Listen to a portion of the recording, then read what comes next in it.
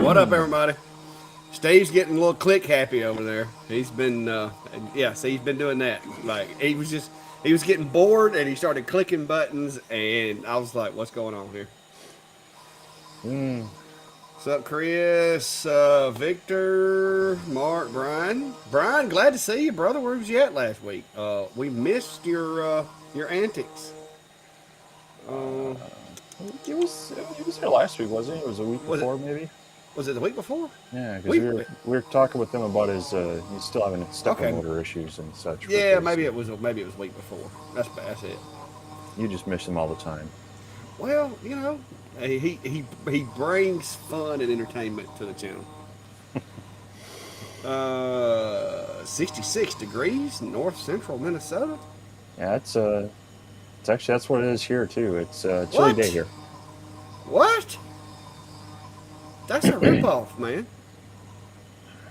That is Well, a I'll take it because I spent the last I don't know half this week outside in the sun and dodging some storms and such. So well. Check this out. All right, that sir is what I'm having to deal with right there. You mm, see that? 94, 93. I mean, it's 76 at night. Just feels awesome. So that's that's living here in the tropical rainforest of Alabama.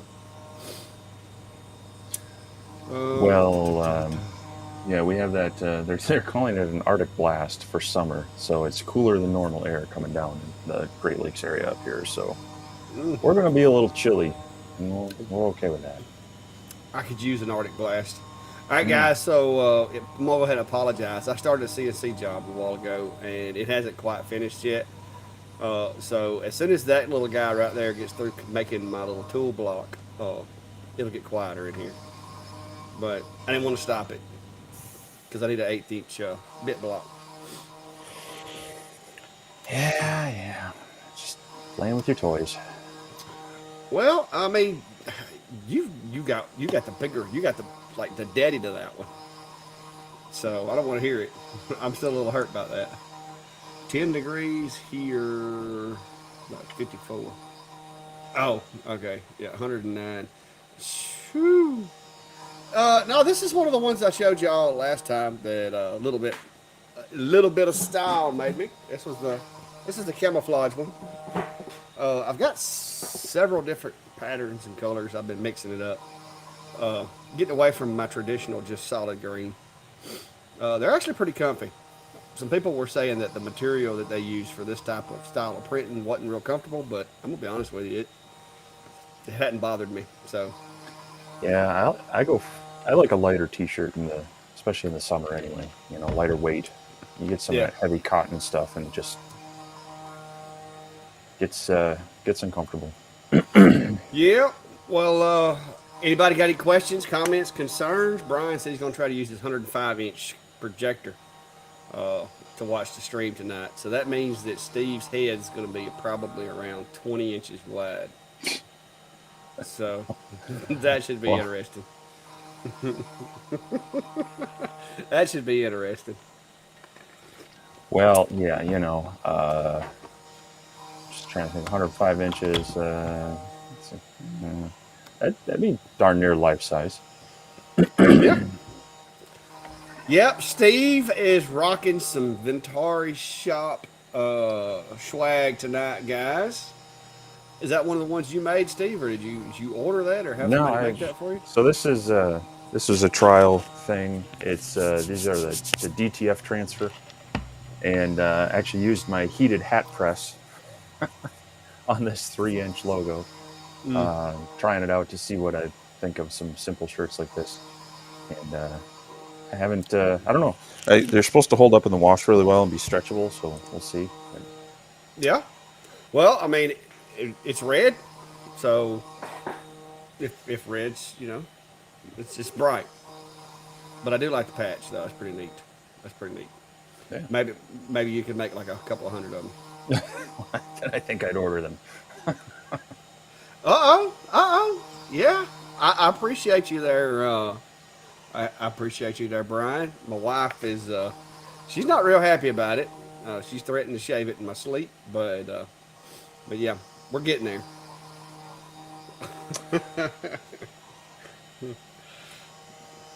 All So right, Rhonda is having trouble with Lightburn recognizing her lasers. which lasers first would be my question because some of them are a little difficult to get light burn to see. So Yeah, the good thing with any of them you do have to load the what is it, the CH340 or 341 driver, typically, assuming they're your typical GRPL based laser. And once that's installed, hopefully your computer recognizes it, and you can check that in your device manager and go into your COM port. It should show up under there. yeah, wish she'd share with us what type of machine it is. But But yeah, once you know your computer's recognizing it, then it should be fairly simple for. Oh, it's an X-Tool D1 Pro. So that you actually need to get their profile loaded for as well. And yes, I know where there's a really awesome video on configuring that machine. And give me just a second, and I'll drop you a link. The X Tool machines are a little more complicated to connect because you have to have not only their driver, but then you have to have the little configuration file for them as well. so yeah, It's, the Lightburn file that you're looking for, I just put in the chat there. You'll need to download that, and then there's a really cool video by this guy called Clack Shack who walks you right through it. yes, and there's also, if you'll look in the description of the video, there's links to the files that you'll need to set it up. And there are times I've heard people say that they went through the process and it didn't work, but then they went back through it and it worked. So it's a possibility that if you did it, then maybe it just didn't take. So go into the description, download those two files because you're going to need those, and then just follow the video along and do step by step pause if you need to, and hopefully that will fix the problem for you. Mark, no, I started an engrave with the new Sane Smart 3030 earlier, and it ain't quite finished yet. It's uh, it's getting close. It's getting very close, but this is what I'm making. It's basically just going to be a block of cedar, and it's got holes in it that's going to hold my 1/8" bits for me. So as soon as that finishes, I'll cut that noise off back there. It's about through now. I think it's got like, what's it got, like maybe one or two more holes left, and it'll be done. So, oh, wait a minute. There you go. I saw this question in one of the groups earlier. Uh, I'll let you talk about this one because I know you're gonna mention the whole, what it's made of. So you have this one. Yeah, I would, if at all possible, you want to try to find out what the stock is made of. Some of them, especially when you get into synthetic stocks, will have some polymers in there, and they might have some resins in there that either aren't going to work well or could be, if they have any sort of vinyl components into them, they're definitely going to be a no-no. That being said, there are some manufacturers of stocks and parts that do provide enough information in their data sheets to prove that it would be safe to do. I haven't tried it on a diode laser though. I've done it on CO2 with a variety of things with mixed results. A lot of times there's not a lot. It wasn't a lot of contrast for it. So if you're looking for like a white or a gray, you're going to need to do some playing around with that. But that's the biggest thing that I would recommend is you really got to do your diligence on trying to identify what is in the synthetic material it's made of before you go putting heat and flame to it. Yes, regardless of what you're burning, I do not recommend breathing it. So make sure you have proper ventilation if you attempt it.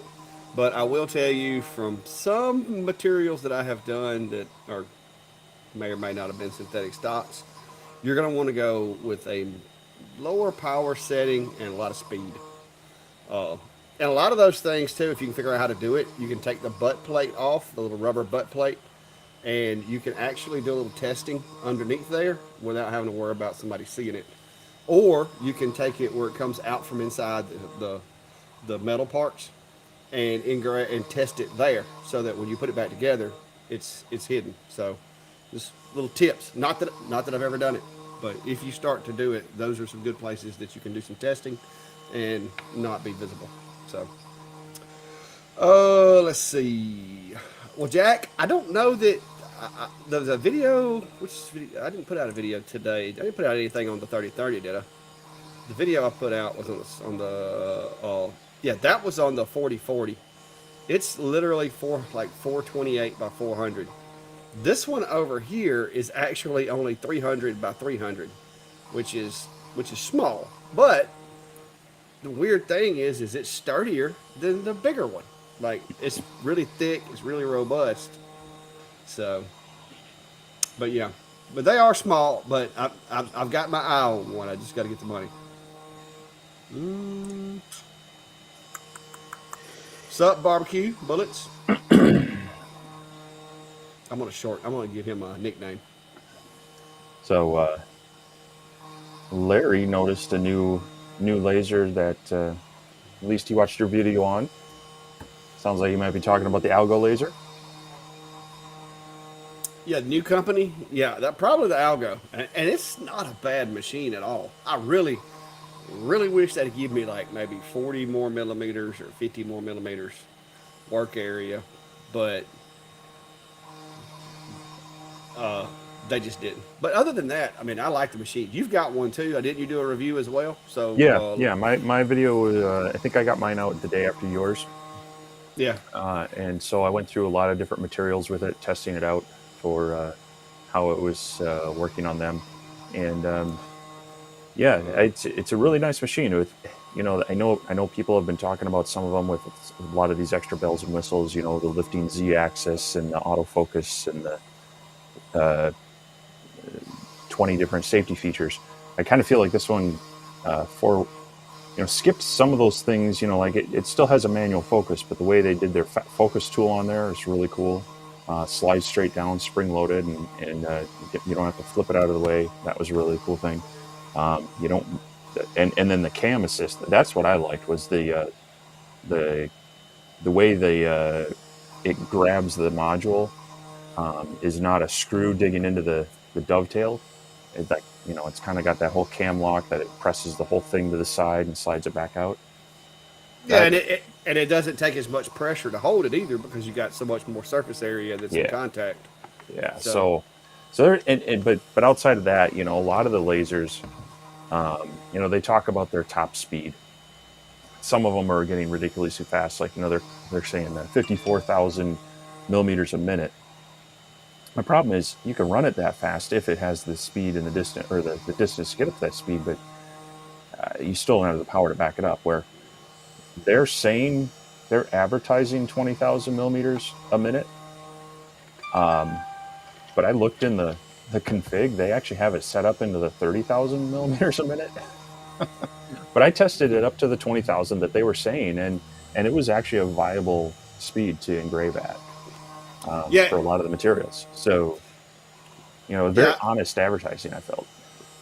Yeah, that was one of the few machines that, like you said, the controller was actually set higher than what they're telling you that it'll do. So it will actually go that fast. And I don't know if it's the dot size and the power, or a combination of both, but yeah, it did have a really good like from lights to dark. I mean, it done really good job on that. So I was pretty happy with it.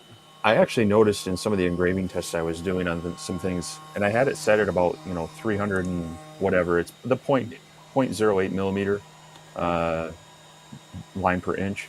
I'm going to do some interval testing and maybe some kerf testing, because I felt like I was seeing some lines, and so that they may be really accurate there, saying that it is a finer spot size than your typical 20-watt laser. So Yep, I would agree. Like I said, I haven't done as much with it because I've been slammed with one job and one thing after another. But yeah, it's been taking a while. VT maker, coming from someone who in a previous life was a hazmat and meth lab technician, I will say this: when it comes to unknown materials, it's hard to figure out which respirator unless you got full air and you're in a you're breathing regulated, controlled full air. You never know because there's different filters or different masks that filter out different chemicals and substances. And if you were to think that you had on a mask that would filter out a material, but you were burning something that wasn't covered by that mask, that could be bad. So I would just stick with ventilate, ventilate, ventilate, ventilate. Because most toxic materials, as long as you don't let the ppm get up too high, you shouldn't uh, you shouldn't have a problem. But anyway, well, let's see. There's one. 2.5. I've never used a 2.5 watt. Have you? No, the 5 watt is the lightest I've gone, and I guess it's going to depend on the type of tumblers you're wanting to do. Um, Stay away from Yeti. yeah, some of those have a real thick, hard coating on them, whereas some of them will have just a lighter um, lighter powder coating on there that you probably can, but the lower power and the smaller spot size, it's definitely going to take some time to get through it. So, um, if you could get a deal on a used 10 watt, I think you'd be doing yourself a big favor if that's possible. Uh, in theory, though, I think if Yeah. you went slow enough on the right speeds, you'd be able to get through um, most of them. But I think you are going to be struggling a bit. Yep. Let's see here. Uh, Chris, the one thing that I can't like I said, I'm new to the CNC world, but I will tell you this: to be effective at cutting and engraving faster speeds, the frame has to be rigid, and so even though this little machine's not as big for doing bigger stuff, as long as it has the rigidity, it's capable of the just cutting and engraving at decent speeds, which is what I'm looking for. Like I said, it is a little smaller than what I normally would use, but I think it'll come in handy this Christmas for doing acrylic because it does have a 12 by 12 work area. So, and I do know that I can do acrylic with the CNC. I just haven't done it yet. Yeah, that's a whole adventure in feed rates and spindle speed, because you go, everything with CNCs is you're trying to make chips. In wood, you don't want dust. You want chips. You don't want to burn the wood. And with acrylic, it just turns into chips to just melted plastic that's refusing itself. So you can get some actually Yeah. clean, but you're generally looking like a single flute special bit for it, and just getting it. You don't want the real high speeds on that for the bit speed generally. So Yeah. Yeah, the F1, that's their 1064, isn't it? Uh, hmm it's basically a little miniature Galvo, right? yeah, So I would imagine it would do a really good job on stuff like that. But I think it's that one is the F1? Is it the 5 or the 2 watt? Do you recall? I don't I think recall. it's a mixture of a 10 watt diode, and then a 2 watt infrared. Yeah, but yeah, the infrared's a game changer. Me and Steve learned that when we got the com markers. It opens up a whole different area for you. Oh, Steve, somebody's wanting to know a question about your feet. Well, that's on my other site. Um, uh, Generally, I just find those stick-on rubber, like quarter-inch, sometimes get clear, sometimes get black. I don't have a certain brand, but those are the ones I look for either at the craft store or go online and find them. But But yeah, usually they're about a quarter inch in diameter and maybe an eighth inch thick. You know, just kind of that domed one. So I've used Yep. that on multiple different little coaster things that I've made. Well, hello, Craig. I think Craig may be a first time visitor. Oh, that name does not ring a bell. Not that my memory is what it used to be, but hello there. Uh, Chad, currently I have heavily invested in CNC software. I have Easel and I have now got VCarve. But I will say that if it's somebody, Easel's easier as long as you're just doing 2D stuff and some, 3D flat. Easel is easier, I believe. It does require an internet connection and a decent internet connection to work properly. But that's what I started with when I first got the 4040, and it does a good job. Hang on, I've actually got it pulled up here, so we'll. Oh, look at that. Ah, Let me swap over to Inception. easel. All right, so this is I just finished this job, and it even asked you how were your settings, and so you Oops. have to hit this little button here, and it will basically save the settings that you use for the bit, and kind of save that in your library for you. So it kind of dumbs things down in that aspect of it. This is the block that I'm working on over here, and you can see it on the overhead camera. That's the finished product. But this is just basically a piece of cedar that I cut, and it's got holes in it to put the bits in. But some of the projects, let me see here. Let me go back. Some of the things that you can do. These are some of the projects that I've done. You can actually do 3D with it if you get your hands on STL files. And it's pretty neat because you basically put your workpiece size in there, and then you put your design in, and then you can reposition it or drag it to where you need to. It also has a pretty intensive library built into it, so you can go over here and like there's a bunch of little shapes and different things that you can add to your designs, so you don't have to be too creative at building. Of course, it has your standard text, uh, but you can either like import files, you can import SVGs or G code. One thing that I like about it is because I can build in Lightburn and then I can import the SVG, which is what I did here. Is I built this in Lightburn, exported it as a SVG, and then brought it in to Easel and just assigned it some settings and stuff. So I mean, it's pretty simple. It also does not require a supercomputer to run it because it's using internet resources. But like I said, it will not work without an internet connection. So that's also something you need to be aware of. But I also have VCarve.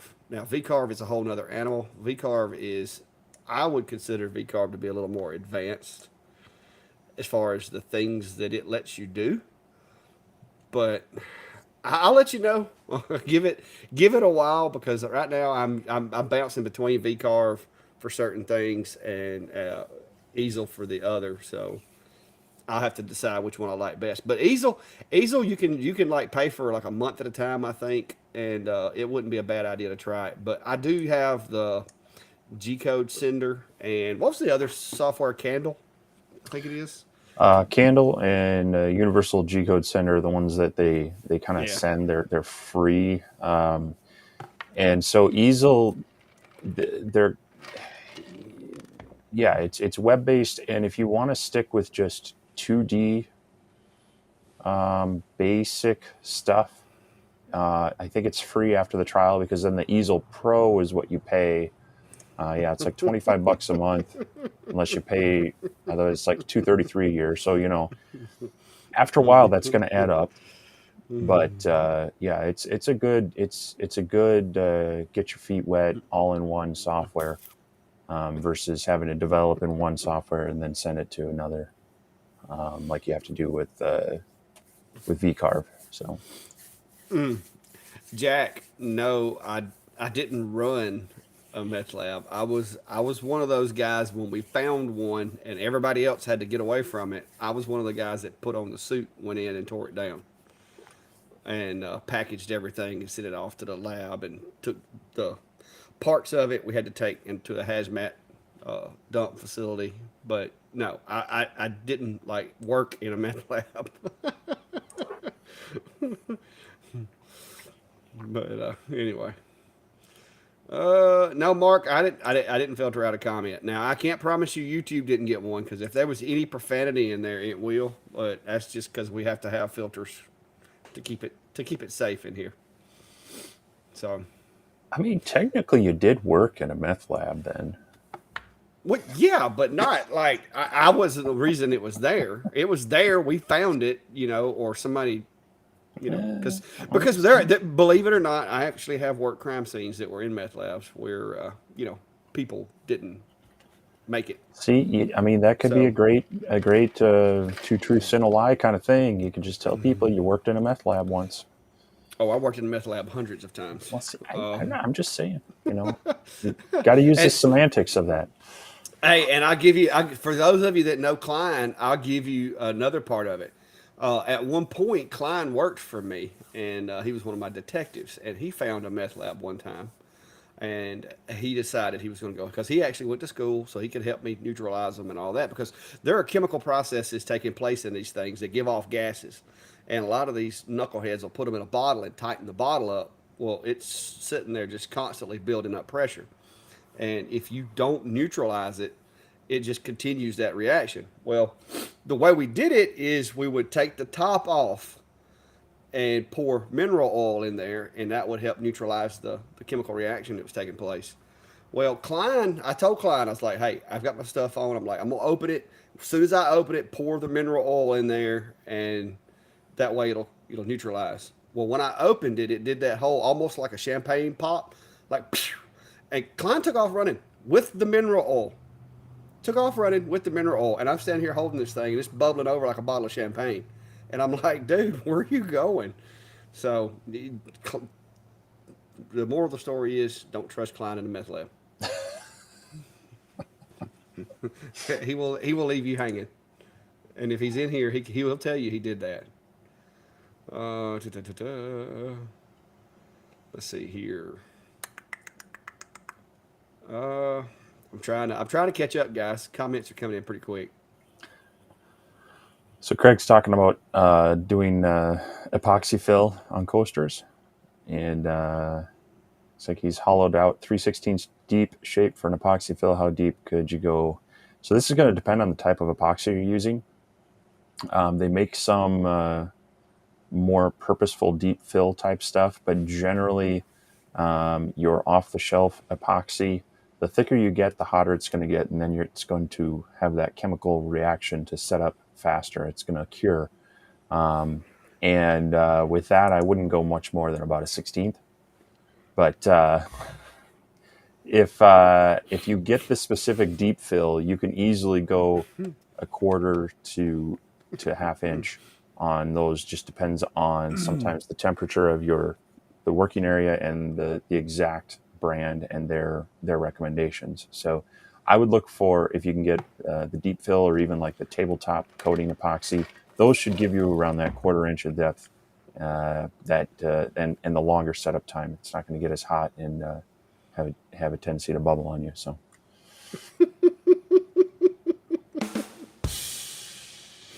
Good one, Brian. Good one. No, actually, I don't think they would. It's educational. Uh, like I said, it is a legitimate problem. It's not as bad now as it was years ago here in the South. Now they lean more towards import than they do domestic production. But years ago, domestic production was a really big thing in the deep South down here. It was like every day we were finding one of those things. Crazy Casey picked up a Comgrow Z1 doing some engravings. That's a really good machine for just kind of dipping your toe into it. And Oh I yeah. know both you and I had one, the 10 watt I was gonna Z1s say I had the early 10 on. watt. Yeah, I had the 10 Um, watt. and yeah, that was a machine that for the longest time, I think that was one of the best bang for the buck out there. There's been a lot of others coming out with inexpensive lasers and of course more features, but the Comgrow Z1 line, they've kind of held on with that and ran for quite a while. They just released their, what do they call it? The Z1 Pro, I think they're coming out with.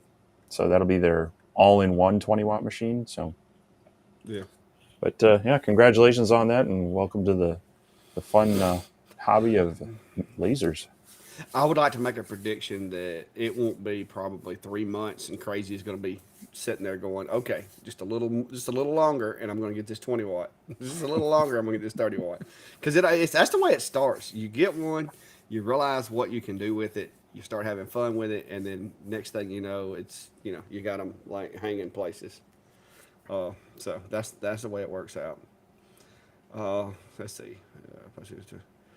I appreciate you there, Craig. Like I said, I'm trying to catch up on some of these comments, but I actually have a 30 L35 right about there somewhere, still in the box. I'm going to replace my P20 with the it's a V35, but I like the old series better than the new ones. No offense, Acer, but you took away some of my workspace, so I got to have more workspace. So I got the V35 with extensions that I'll be putting together and putting it in here, hopefully in the next week or so. Here's one about engraving glass. You like to touch on that? Two things to remember about glass is never perfectly focus your laser is one, and two, the least amount of power you can use, the better. Because if you get the laser perfectly focused, especially with wine glasses, you will shatter them. So, hang on just a second. I'll be right back. Yeah, the glass it'll heat up and then it likes to crack or shatter. So this is definitely a case where you want to find the least amount of power possible and the most speed you could run on it. Yeah. So that is why it's hard to get it where you can see it. But this is my power scales that I do on wine glasses. And I've got one over there that I did an engrave on. I got like a little micro fracture because it'll get just enough of a chip. Because I don't know if you can see it, but glass will chip if you get it too hot in places. So you want to use the least amount of power as possible. And then like there's a jar, and that's just frosted, and that's Ceremark. But yeah, just you're gonna have to waste some product. I tell people all the time. That's why I keep these around so that if I need to test another machine, I'll just reuse those. But you're always buy extra. That way you can run a couple of tests before you get down to the real deal. And never, ever, ever engrave on anything that's not replaceable, unless you can sand it.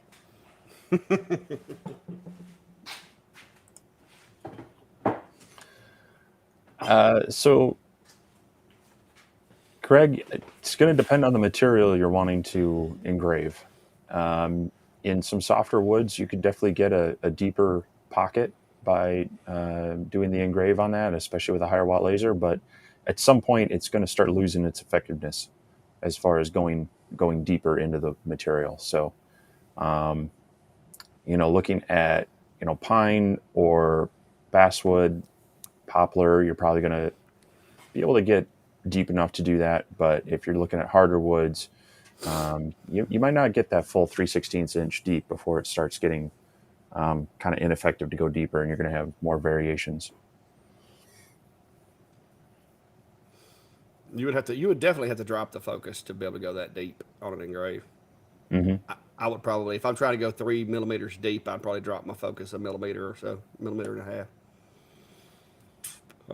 But yeah, Brian, I do have B videos and a bunch of other just crazy stuff. So it gives a little break between the lasers and CNCs and stuff. anytime you get on my channel, you never know what you're gonna find. Just started using any suggestions. That's a good machine as well. I think you've had a couple of S series, haven't you? I know we've both had the Big A's. jump back and forth between them. This S and the A, they're kind of pretty much the same, just different colors and features. But yeah, they're pretty good machines. And the nice thing is there's some minor differences between them. So upgrading them is, sometimes you can get new module or just get the new controller, things like that. And I believe they sell some of those. So Yeah, somebody was asking. I saw somebody ask a while ago what would be a good entry level machine for less than $700. I can't find the comment again. But as far as that price point goes, the Two Trees TTS 20, I think is what this called. The kit that they sent me that came with the air assist, the honeycomb, and the machine, I think it was right around that. And it's not a bad machine because remember, when you get into it, don't just think you're going to be able to buy the machine and have everything you need, because you're going to immediately want a honeycomb and you're going to immediately want an air assist. So I would go ahead and kind of plan for those three things just to get you started, because you're not going to enjoy it fully until you get the honeycomb and air assist. You agree with that conclusion there, Steve? um, yeah, except for I'm just looking up something really quick to maybe offer another suggestion. Just What wanted to was double check the the, price of the it. the longer? Yeah, the 20-watt longer. I don't know if it does it come with a honeycomb or anything, but if not, you could always piece it because I know it comes with an air assist, doesn't it? Yeah, Yeah. it comes with the air assist, but not. You can get the combo kits sometimes, but a honeycomb, you can pick one of those up for about $50-$60. Yep. Um, and that doesn't. That's not a. You don't need that to get started. You can Honeycomb's pretty necessary if you you're gonna be cutting. oh, come on, you're I, the s- I southern started. practical Hey, guy. hey, You can start with a I started out with a piece of metal and some wire for spacing, and it worked. But the yeah. results were nowhere near what they are with a honeycomb. I mean, it's obviously better with a honeycomb, but it's not. Yeah. I It's mean, not you okay. could go out back and get the little grate out of your grill and use it, Or but you can get a baking sheet, the cookie cooler things or whatever. There's a lot of options, but yeah, you know, a honeycomb, a decent honeycomb, you it's can you well can pick worth up it. for $50 to $60. But yeah, so right now on Longer's website, they've got the B120 watt for $759, and I think that is a pretty good all around laser that has the features you might want at a decent price point. We've both done reviews on them Yeah, with a couple minor tweaks. that one's got the auto air too, doesn't it? Mm-hmm. Yep. Yeah, I would recommend doing your tape approach or changing out the air assist nozzle pretty quick. Yeah. But But yeah, the only thing that is unfortunate about this one is that the shroud that doesn't come off as easy, right? the longer? Yeah, I don't remember. No, it No, comes off. that comes It's off easy. Yeah, there's a seam it's there. There's just some screws. Never mind. it's Yeah, it's no, just that's a it's basically the same as the Adam Stack and Acer, yeah. the P and the V model. So I think right now that's if you want a good balance in that $800 price range, I think that longer B1 you're going to get the biggest working area you can. 20 watts is a pretty good sweet spot to hit for doing both engraving and cutting. It's got the auto air. It's got enough safety features that, like the big one for me is that e-stop button. That's the safety feature I really like having. Yeah, other than the e-stop, to be honest with you, the flame sensors and tilt sensors and stuff like that do me no good because Right, right. mine's in an enclosure. If that enclosure gets tipped over, I got bigger problems. So, but let's see here. No, I have not with the Fox Alien, but I have with the Genmitsu 4040. Just did a video on that actually. It was a pain to figure out. So, if you're trying to figure it out, I'm just gonna go ahead and tell you it's a challenge. All right. I see this one come up a lot. How many watts do you think a 20-watt diode consumes? Well, just the laser itself, that's an easy thing to read. You can just grab your power supply and it's going to have a wattage rating on there. And most 20 watts are probably in the 80 to 120 watt range. And sometimes those are running the air assist as well. You add in a blower fan, some lights, and a few things. I would be surprised if you're I would say your typical setup, 3 to 500 watts on the high end. They, you know, you're talking about a few incandescent light bulbs, which we don't have anymore, but it shouldn't be running your electric bill up that much. Now, what might be running your electric bill up is if you're running it inside and you're dumping out all your air conditioning, and by exhausting that outside and having to replace that conditioned air, that's going to help. That's going to add to that bill a little bit. Or in the winter, if you're trying to heat a shop out that's on electric power and such, that'll run your bill up. But no, even on my big 60-watt CO2 with the blower and everything, I running those machines, and again, maybe if you're doing the big long engraving burns for a few hours at a time, you're still just running it intermittently outside of that. So Yeah. I don't think it's your laser that's increasing your electric bill. I think it's a lot of other factors the past year that are increasing your electric bill. Yeah, you might want to check the Freon in your HVAC system.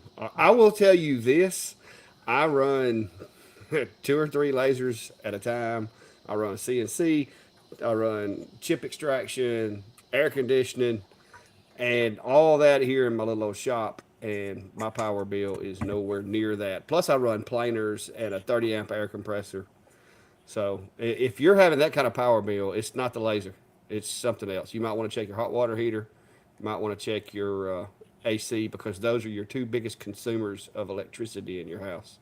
Well, and also check the check the rates. I mean, they've been going up nationwide over this past year.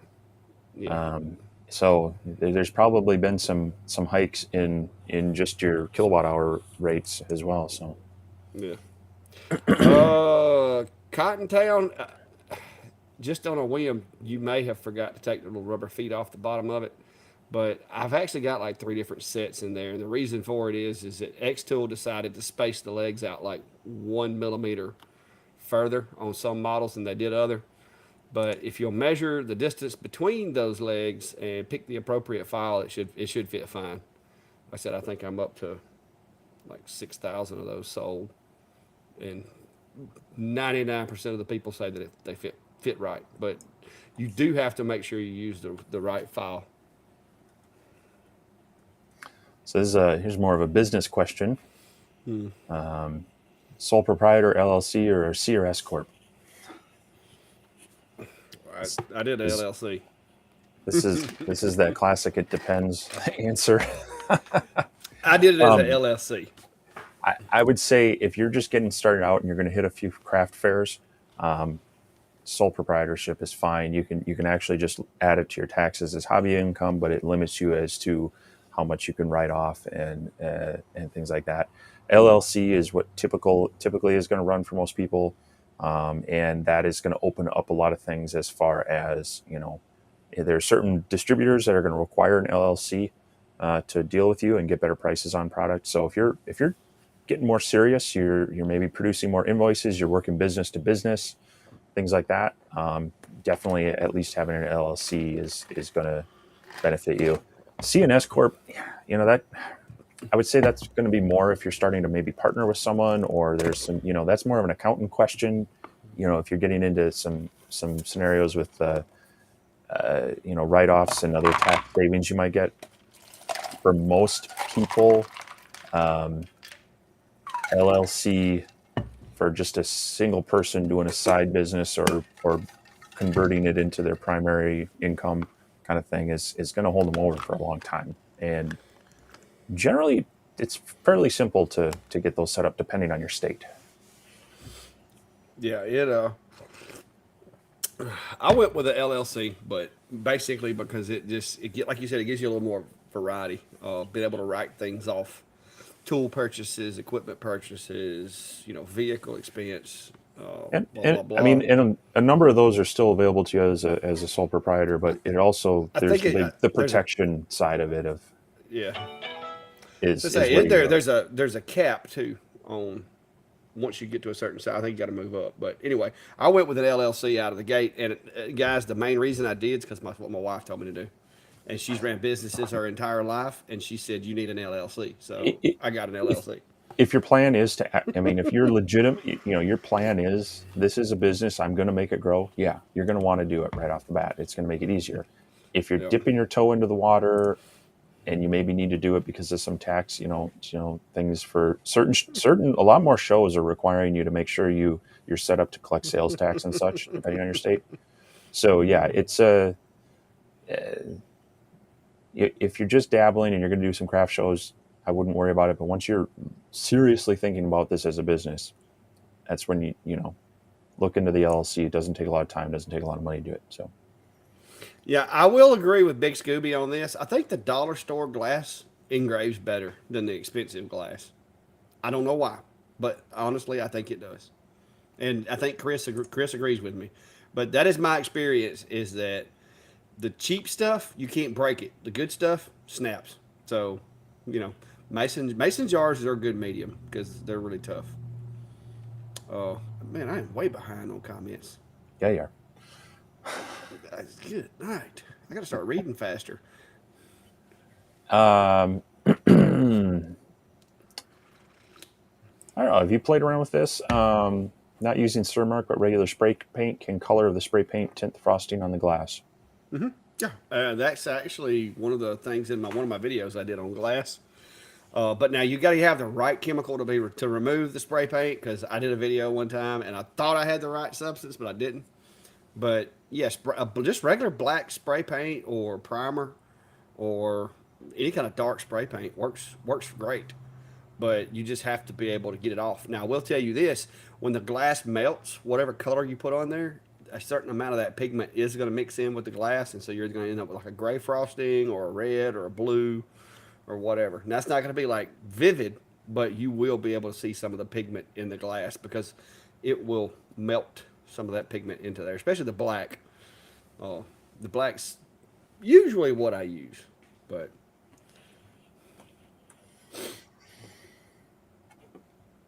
Chris has a layer, he says.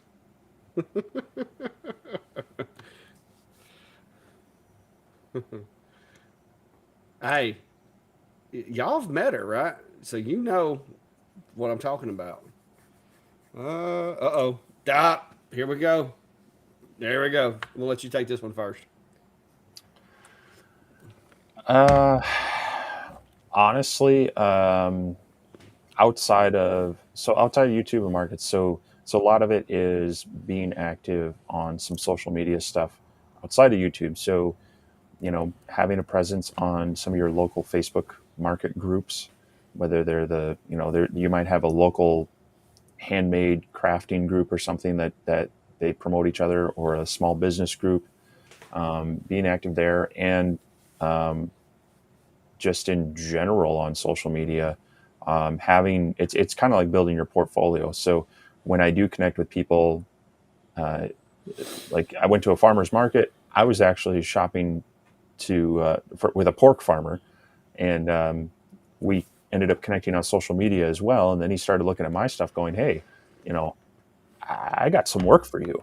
So, you know, it's kind of a combination of the two. At some point, they've got to be able to see what you can do. So building that up online is an easy way for people to find you and also reference your stuff. Um, and then it's just, you can't be afraid to talk to people about what you're doing. So um, just when you're out talking with groups of people, it comes up. I was actually at this is more of my full-time job.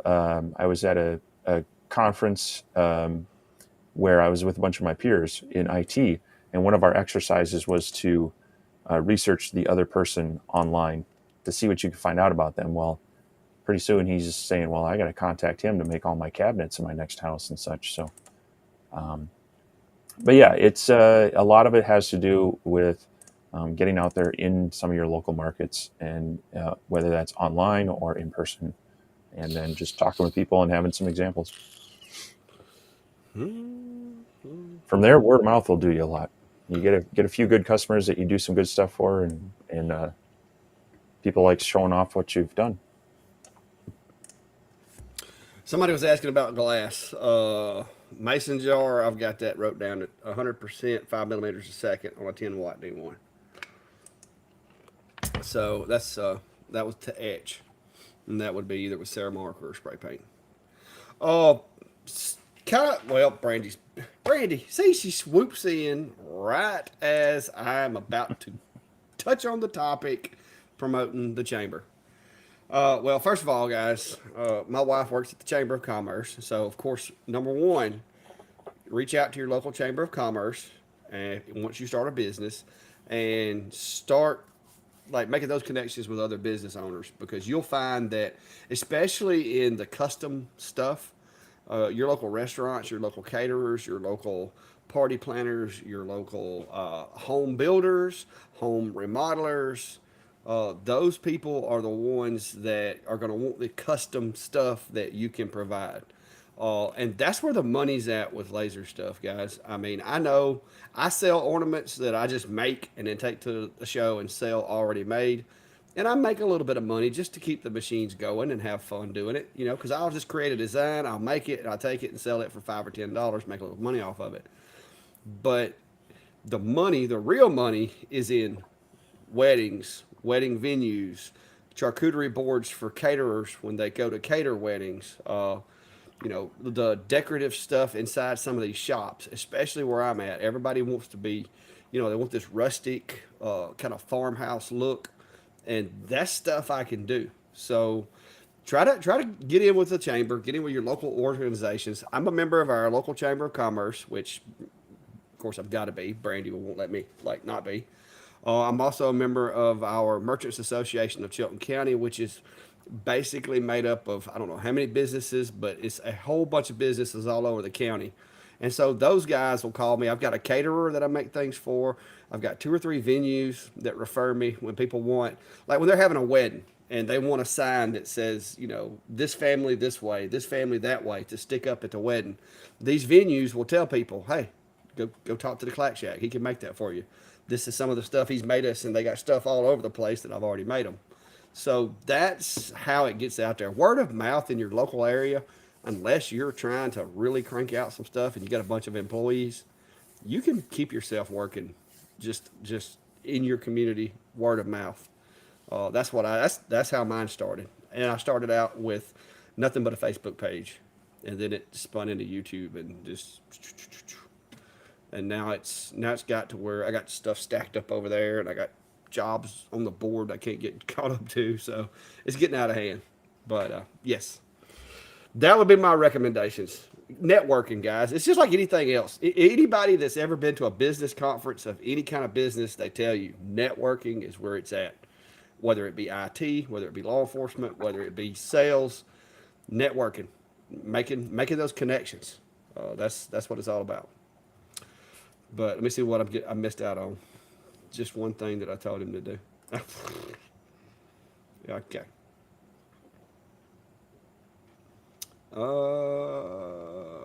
Death Ninja. I missed something. Yeah, Death Ninja is pretty much lasers, woodworking, CNC, roasting clack, and Steve's beard. Those are the main topics. And tonight, Steve's feet. That's also been a topic tonight. All right. Now you're just trolling. How did I come up with the Clack Shack? Well, it used to be a shack, and everybody's always called me Clack.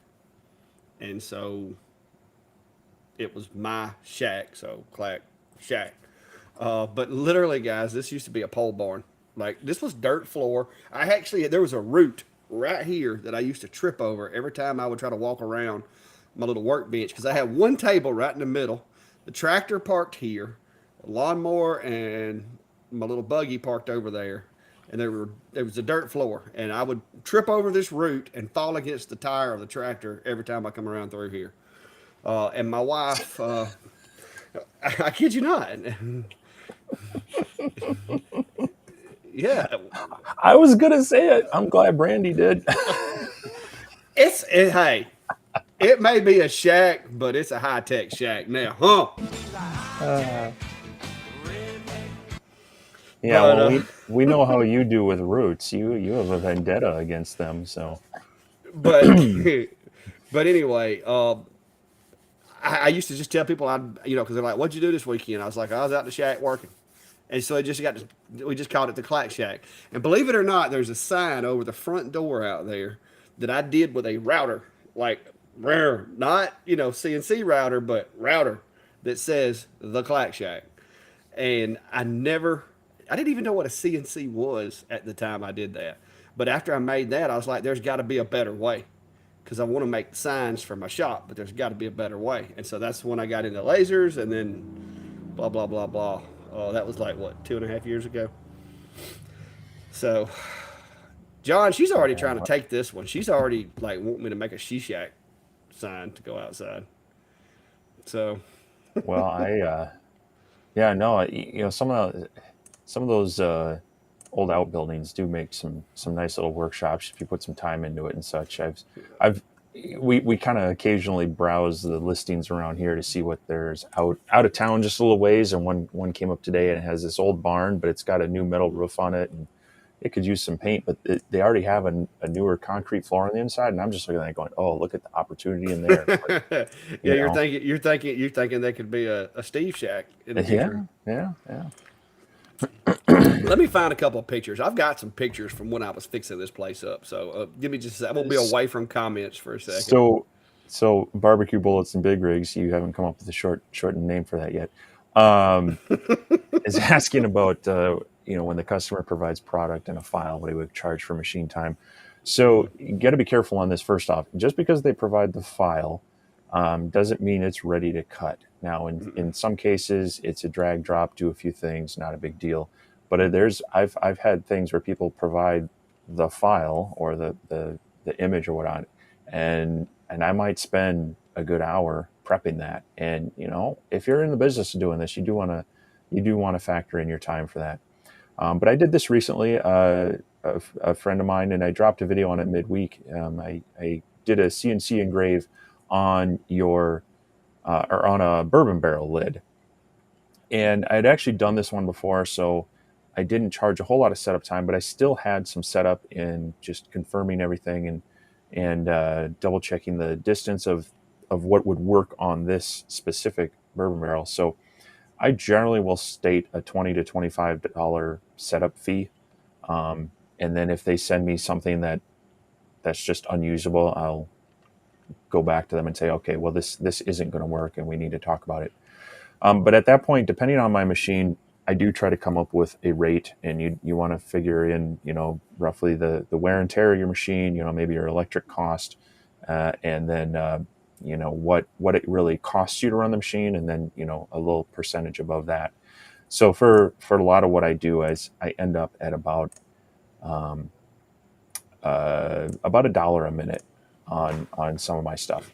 So the bourbon barrel lid that I did, it took about 20 minutes to engrave, and I had a couple other things with it. Ended up making $50 on that one, as far as the cost to the customer. It took me about an hour of my time to do it though, because there's the setup, and then there's also the cleanup. So after it did the carve, because that was kind of an unknown, tougher material, there were some just little frayed fuzzies and such. I had to take a wire brush in and clean it out. So you got your setup, your runtime, and then any sort of cleanup in there, and that's where we were all happy with it. So Yep. All right. I found a photo. This is for those of y'all that are asking. Y'all have seen the Clack Shack because it's on like every video I do. It's in the intro, and y'all can see what the inside looks like. Okay, this is going to be the Clack Shack from 2020. That was when I first got my concrete slab poured, and I was happy. So I took a picture of it, put it on Facebook. That was what it looked like prior to the slab. Well, just as I got the slab poured. But yeah, so that's why it got its name, guys. Right there. That's what it used to look like. So now you know. The more, what is that? What is that thing? The more you know. Now you yeah, know. um, Big Scooby, flat fee or charge per minute. Sometimes it's going to be one or the other.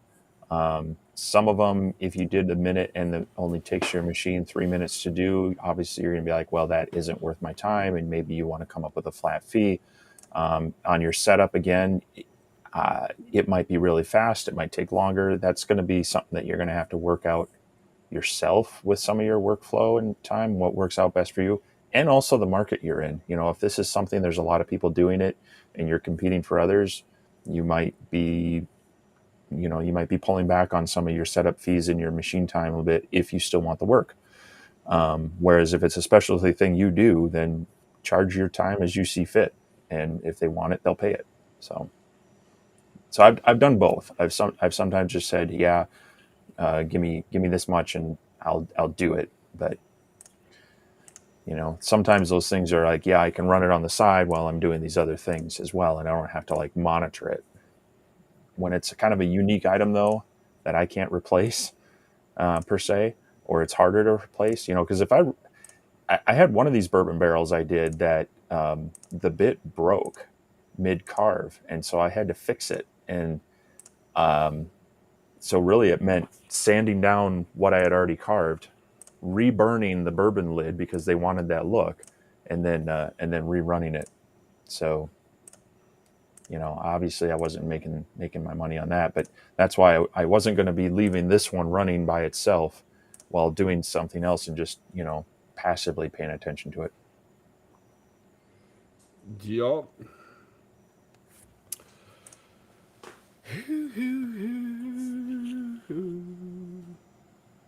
Someone's getting all kind of Etsy traffic. Well, Brian, it actually had a few poles right down the middle when I started. I had to do some retrofitting. I can't find any older pictures, but let's see here.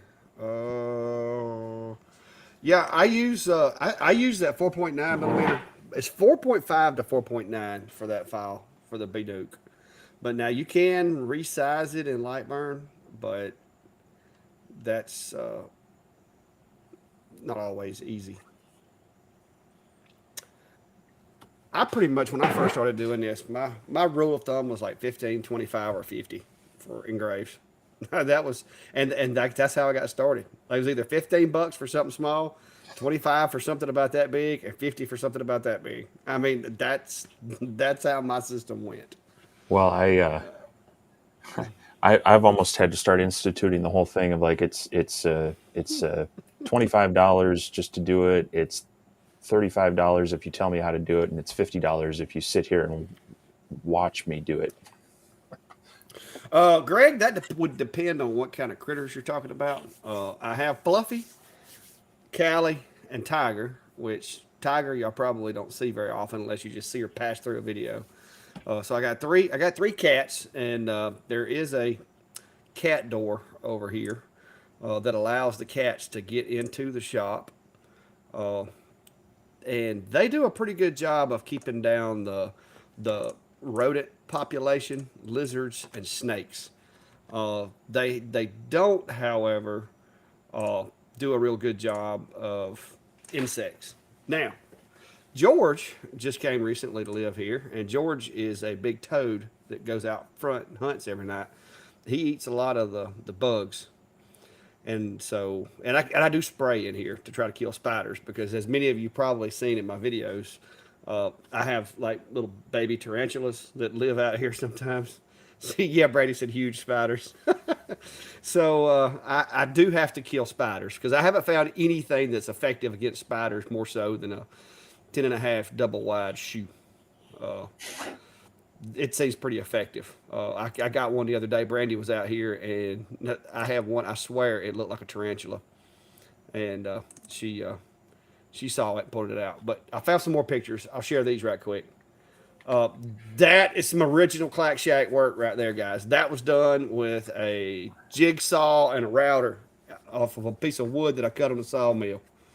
There you go, right there. So that is the original Clack Shack sign that I made back in, I don't know, 2020. This is what it used to look like in here about 2021 or 2020 or so. There is Callie and one of the other cats. That was the wall when I first put the door in the wall in. And that's what the outside looked like. So there you go. From that all the way over to that, and I did the work myself back during COVID. So there you go. You know, it works well to keep the insects out of your shop. Keeping the door shut. Some of them still get in there. No, a good deep freeze winter. We don't have those here. We don't have those here. We'll have mosquitoes in December. I mean, it doesn't get like that around here. Oh, bird eating spiders. Yeah, we don't have any. I don't know. I don't guess I got any bird eating spiders over here, Chris. Uh, Sometimes I feel like I do. Oh, wait a minute. Somebody using transfer tape.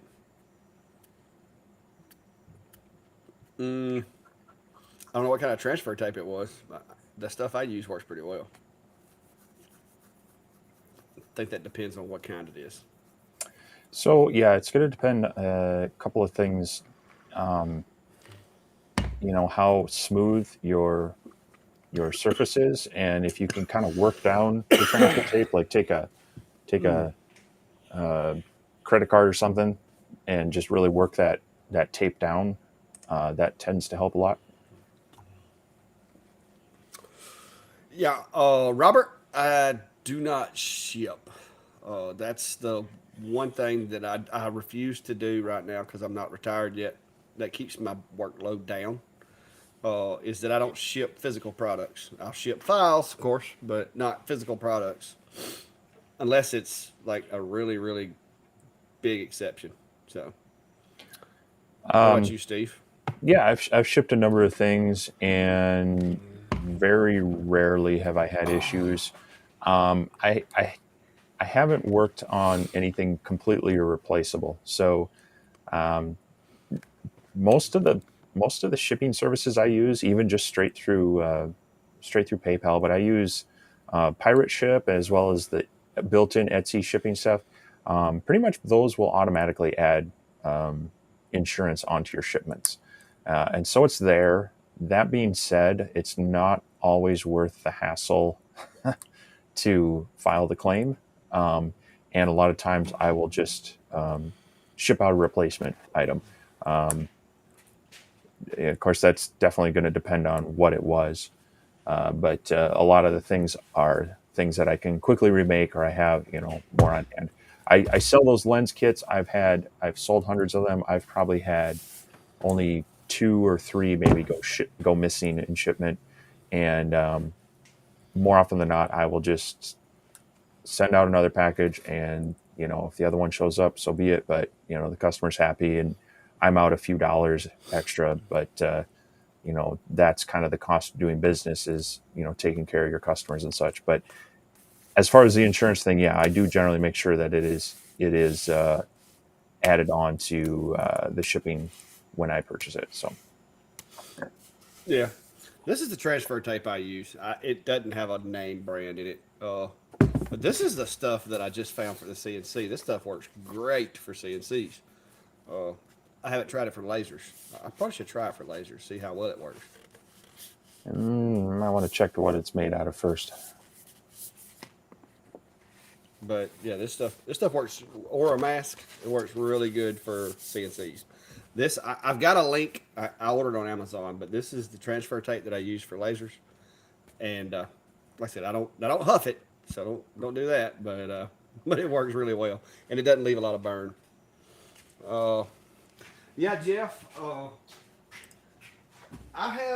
I have metalworking capabilities in here too. I'm not really great at it, but I have welded a few things. It may be is it vinyl based? I yeah, I I think might I think it might be. might not want to use that on a laser then. Yeah. Jim. Well, I hope you were asleep for your injection because I got one of those, and it was not a ride I want to take again because I was awake for it. But I think I'm gonna wind up having another one because mine's not completely gone yet. But hopefully yours will straighten out. We have similar ailments apparently, which is not as bad tonight as it's been a bit. I broke that other stool I had. I'm not too sure that stool wasn't causing it. It broke. It pinched me on the rear. The plastic seat broke, and then it like opened up, and when I went to raise up, it pinched my leg.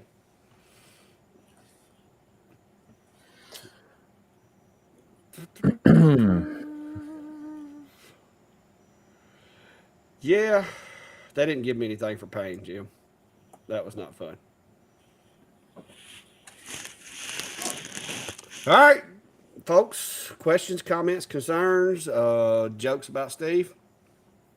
Anybody want to see pictures of his feet? Brian? I was just gonna say, do I have to share pictures of my my shop build now too? Sure. Now, yours is fancy though. Wow, it's different. See, yours is a shop. Yours is not a shack. Right? I mean, it's yours was actually like you put up walls and put in insulation. Ammo cans with a 10 watt. Yes, you can. You're gonna have to go a lot slower though. So, and you're gonna want to do some testing. That's the problem. Is everything ever to get the best results? You've always got to test, and it just ranges from machine to machine, from ammo can to ammo can. I will tell you this: I have found that ammo cans tend to have a very inconsistent coating, so it'll be thicker on one side than the other, and so it may look really good on this side and not as good on that side. So you just about got to always overcook those things to get them to look right.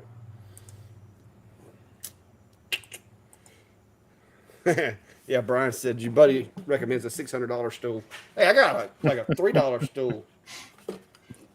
Made that one. You know, if a $600 stool will save me some back pain and a doctor's visit or two, might be worth it. Hey, I'm not gonna laugh. I was looking at stools today, and I did see some I liked. Yeah, yeah. So There you go, right there. Diode lasers. You can do it with marking spray or something, but it's not gonna have as good of results as you can with a CO2. yeah, if you've got a CO2, I would just jump straight to that as far as clear acrylic, and that there's you really want to get the cast acrylic. The extruded stuff, you're going to get weird lines. You're not going to get as smooth of frosting on it as you will with the extruded. Just it's almost like it has a grain to it, just the way it's made. So definitely look for cast acrylic, and then do your grid. There you go. You opened that can of worms. Hey, you know what I just thought about though? I could do a video, the history of the Clack Shack, co-starring Brandy. It could be like from like before it was a thing all the way up to now. Like when I get caught up and get bored, I'll do that.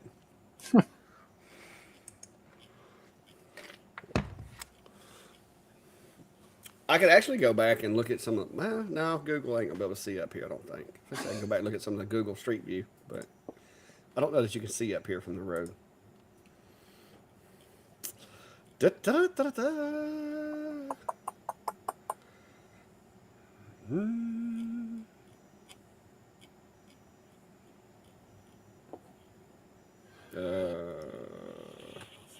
Try to catch up on comments here. Well, she's claiming she's going to take it over when I build me another one because I'm threatening to build another one.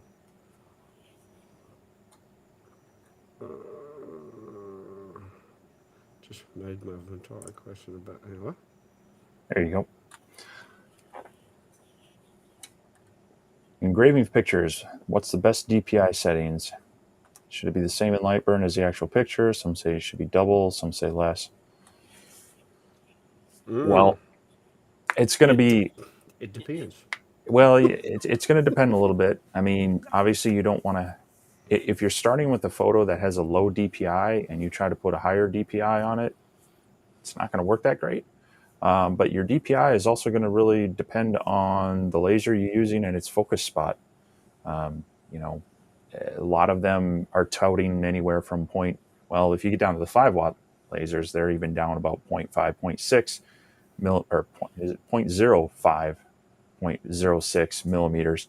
But typically they're going to be like zero point 0.1 ish is where they're actually burning at in the 10 to 20 watt lasers. So again, anything bigger than that, you're going to be having overlapping DPIs in your setup. So you can run an interval test to kind of get an idea of your laser's overlap and what your lines per inch should be there. But then, yeah, looking at your photo, you want to start with something that's a little bit higher and work down from there to get your get the balance there. But I've also noticed in some lowering the DPI from the exact, like if I'm going for 0.08 because that's the focus spot of my laser, I've actually gotten some better engraves bringing that down to about zero point 0.1. So it'd be like going from, what is it, like 311 down to about 280, 250 or so. So some of it takes a little bit of playing with that to get there, and then it's also going to depend on the type of the mode you use as well. Some of those have a finer point and you can get a better detail out of them. Others not so much, and you're just spending extra time. So Yeah.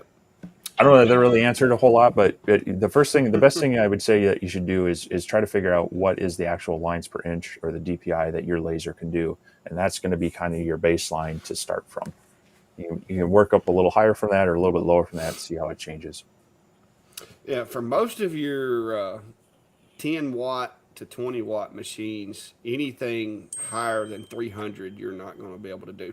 So typically I'll run 300, but also it's going to depend on your material because some materials, no matter what you run your DPI, you're not going to get the full effect of that DPI. Like with large grain wood, like cedar or poplar that has like a larger fibers, uh, it's not gonna take. Now I'll tell you, MDF I think does probably the best at like acquiring as much DPI as you can because of the way it's like basically sawdust put together.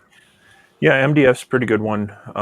Occasionally, you can get a really clear, basswood plywood or even basswood solid wood. But I would agree. MDF, you get a pretty consistent surface to work with, and there's not a lot of grain to it.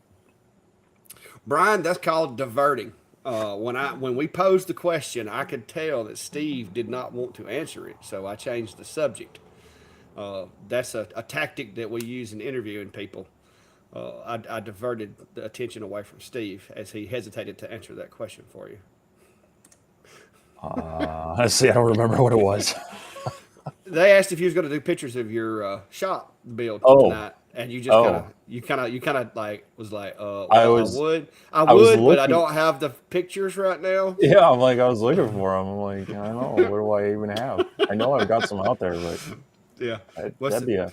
I But actually that have was quite a few of my current shop build. Just it's good to yeah, have. Anytime I'm doing something like this, I try to take a bunch of photos because then you can always look back and go, "Oh yeah, that's in there. Watch out for that." yeah. Yeah, It's really handy when you're burying septic tanks. or running electrical or any other wires or plumbing. Oh, It's nice to know where those are at. Greg, I only technically have around 7.5 acres, but now I live in a in a slightly wilderness area. So hang on a minute, let me try and find it. Let me find it.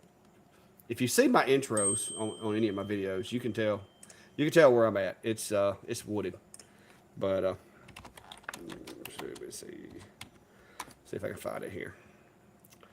All right, let me swap this satellite view right quick, and I'll show you something here. All right, here we go. Screen share. All right, here it is, guys. This is my humble little establishment right here. This is my house. My nearest neighbor lives here, and then there's another house here that nobody's living in right now. And then these are all my neighbors as far as the deer and the squirrels and all that. So yeah, That's my neighborhood, guys, right there. So, for those of you that didn't know, it's in the woods. Whoa, I got the whole screen to myself. Hello. Yeah, I'm hiding. um, Don's asking about the next version of the algo laser. So they have, I believe it's the Delta that's also coming out, which, from what I understand, is the Alpha, but it's going to have like an offline controller and maybe a couple of extra other features with it. So that they already have it on their website, and so I would imagine we'd see it in the relatively near future. What they come out with after that, I don't know. There you go, brother. I'm pretty sure yours is longer right now. I recently had a trim up top and here, Yeah. so Yeah, he's gonna get Brandy on me is what he's gonna do. Cause she come in there the other day. I was trimming up, and she was like just kind of watching to see where I stopped as I come around. But yeah. Oh, wait a minute. I think. Wait a minute. Did Brandy send me a picture? What'd she send me a picture of? You expect me to share these? Seriously? Oh, I don't know who took these pictures, but they're terrible. Give me a second. I'll try to swap them over. Let me see here. You could have sent those by like Google or something. Made it a little easier. Instead, she sends pictures through text message. All right, but are you sharing something here? buy the house across. Actually, Brian, there is a house just down from me that is for sale. But the other one is it's not for sale. It is it's just vacant right now. Let me see here. Download that one. I'll show you these. Download that one. Brandy's making fun of my shack, guys. Oh, but her big bushy fern's all in the way. All right, so here we go. All right, there it is in all its glory from back in the day, right there, guys. Hold on, I can barely see that. There it is, right there. Back in the day, that's the days of the dirt floor, right there, fellas. That oh Lord, that used to look rough. But that's it. That's it before all the renovations. I don't know when this picture was taken. Brandy didn't tell me, but it's been a minute. So there you go. That is why it's called the Clack Shack right there. That's the way it started out. Woo! I might save that. Let's save all these Clack Shack pictures for my video that I'm gonna do. All right, I found the earliest photo of my shop that I can find. So I will. You ready? I think I've seen some of these. Hang on, let me get in there. All right.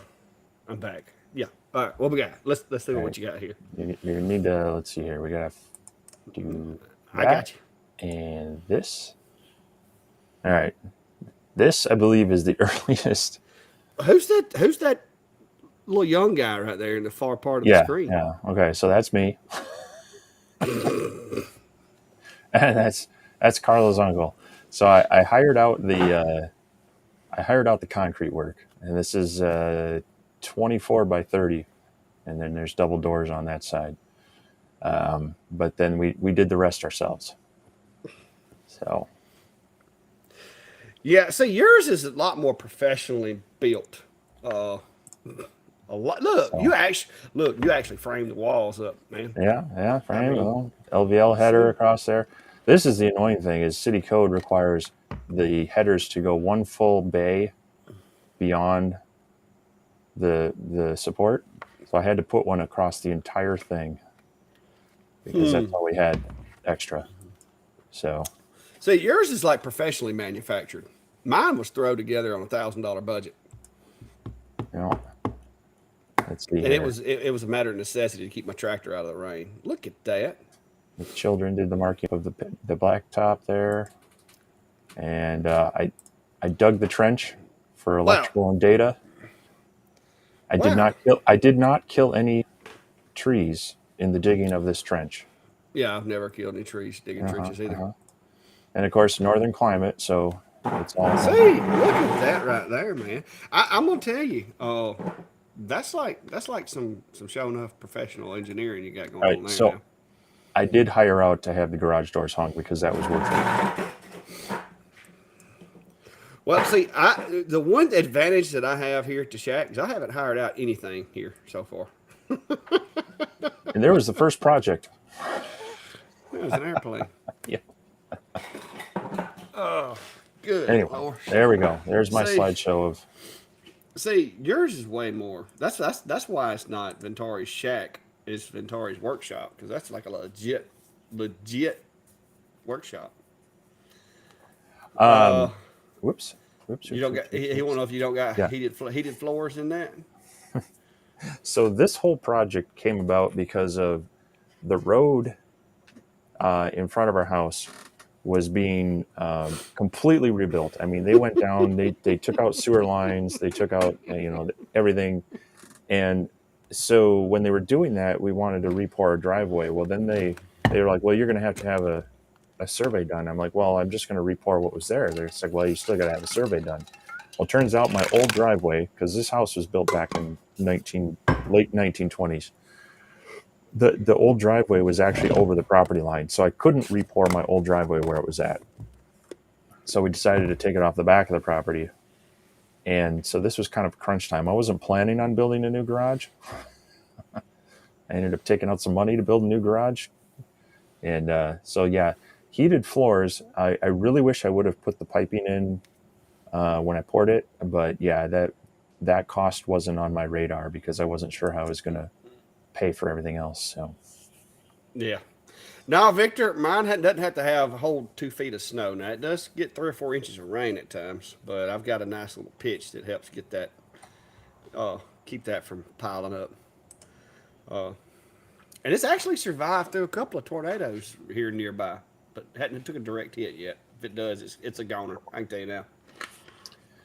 yeah, There'll be there'll be tools and lasers strewn for 3 miles if you get I hit by a uh, tornado. I kind of did a little overkill on mine as well. And when the building inspector came out after the framing, he was barely impressed. So I took that as a good sign.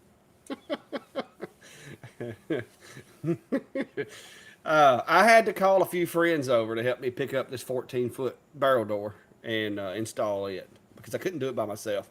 I tried, but I couldn't get it to balance on the bucket of the tractor. I was afraid I was going to drop my door that I paid like $1,000 for. So I had to call some friends. Uh, but yeah, we got it hung up though, and none of us had ever done it before. That was the fun part.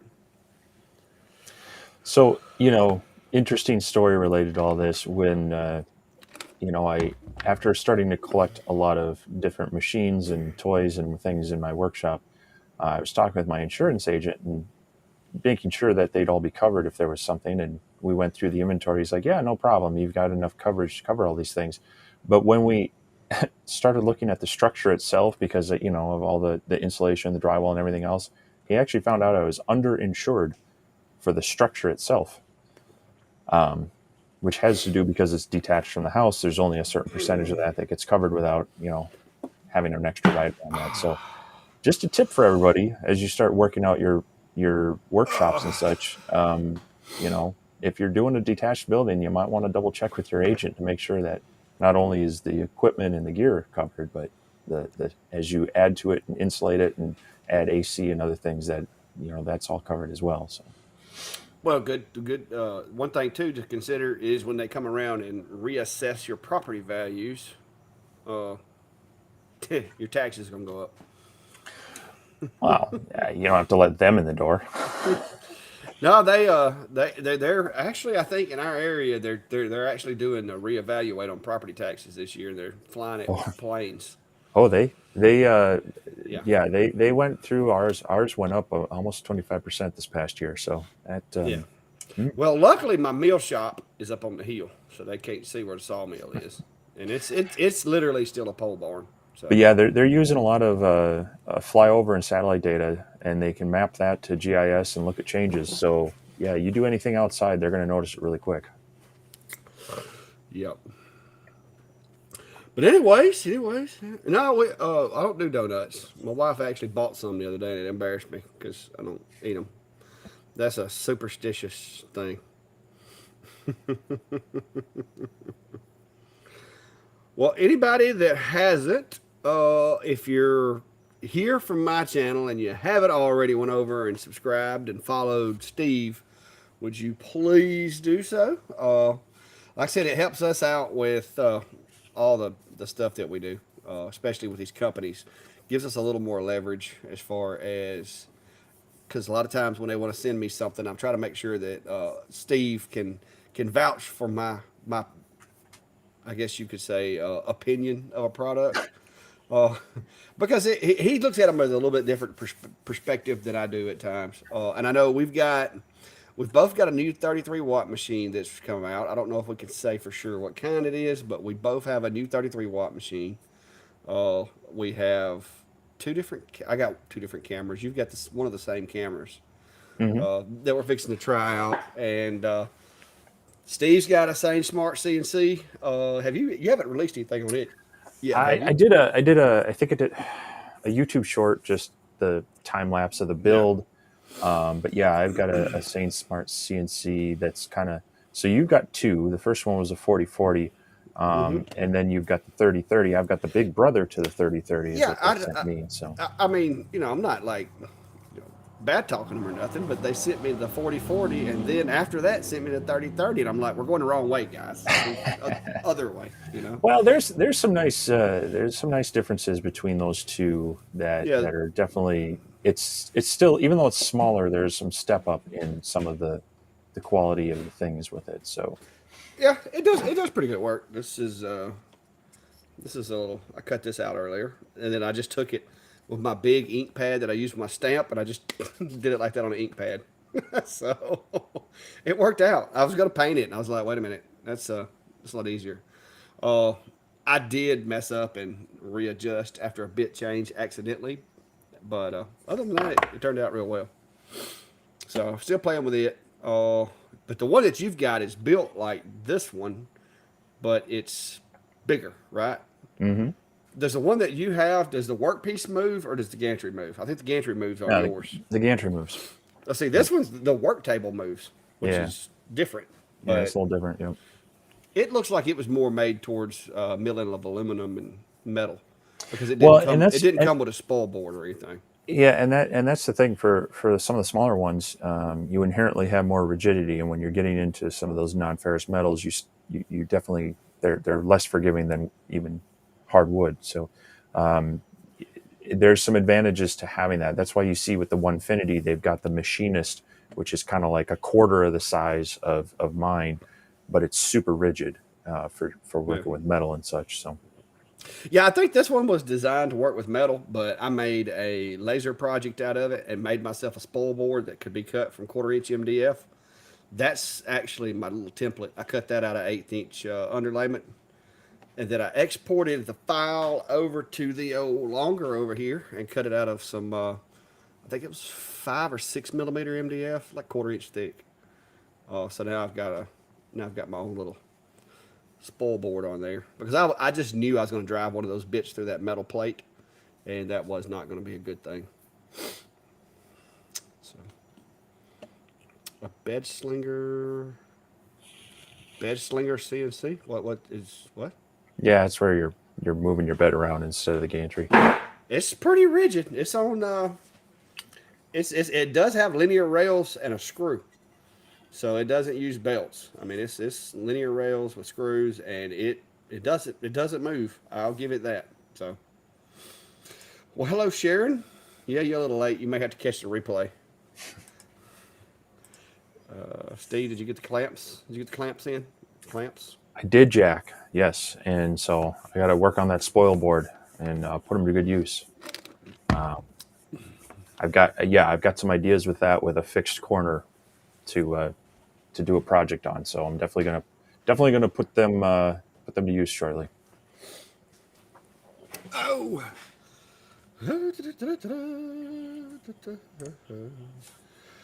Yeah, I fell in love with this tape. I know you told me that you weren't a fan of it, but I don't know that you've tried this brand.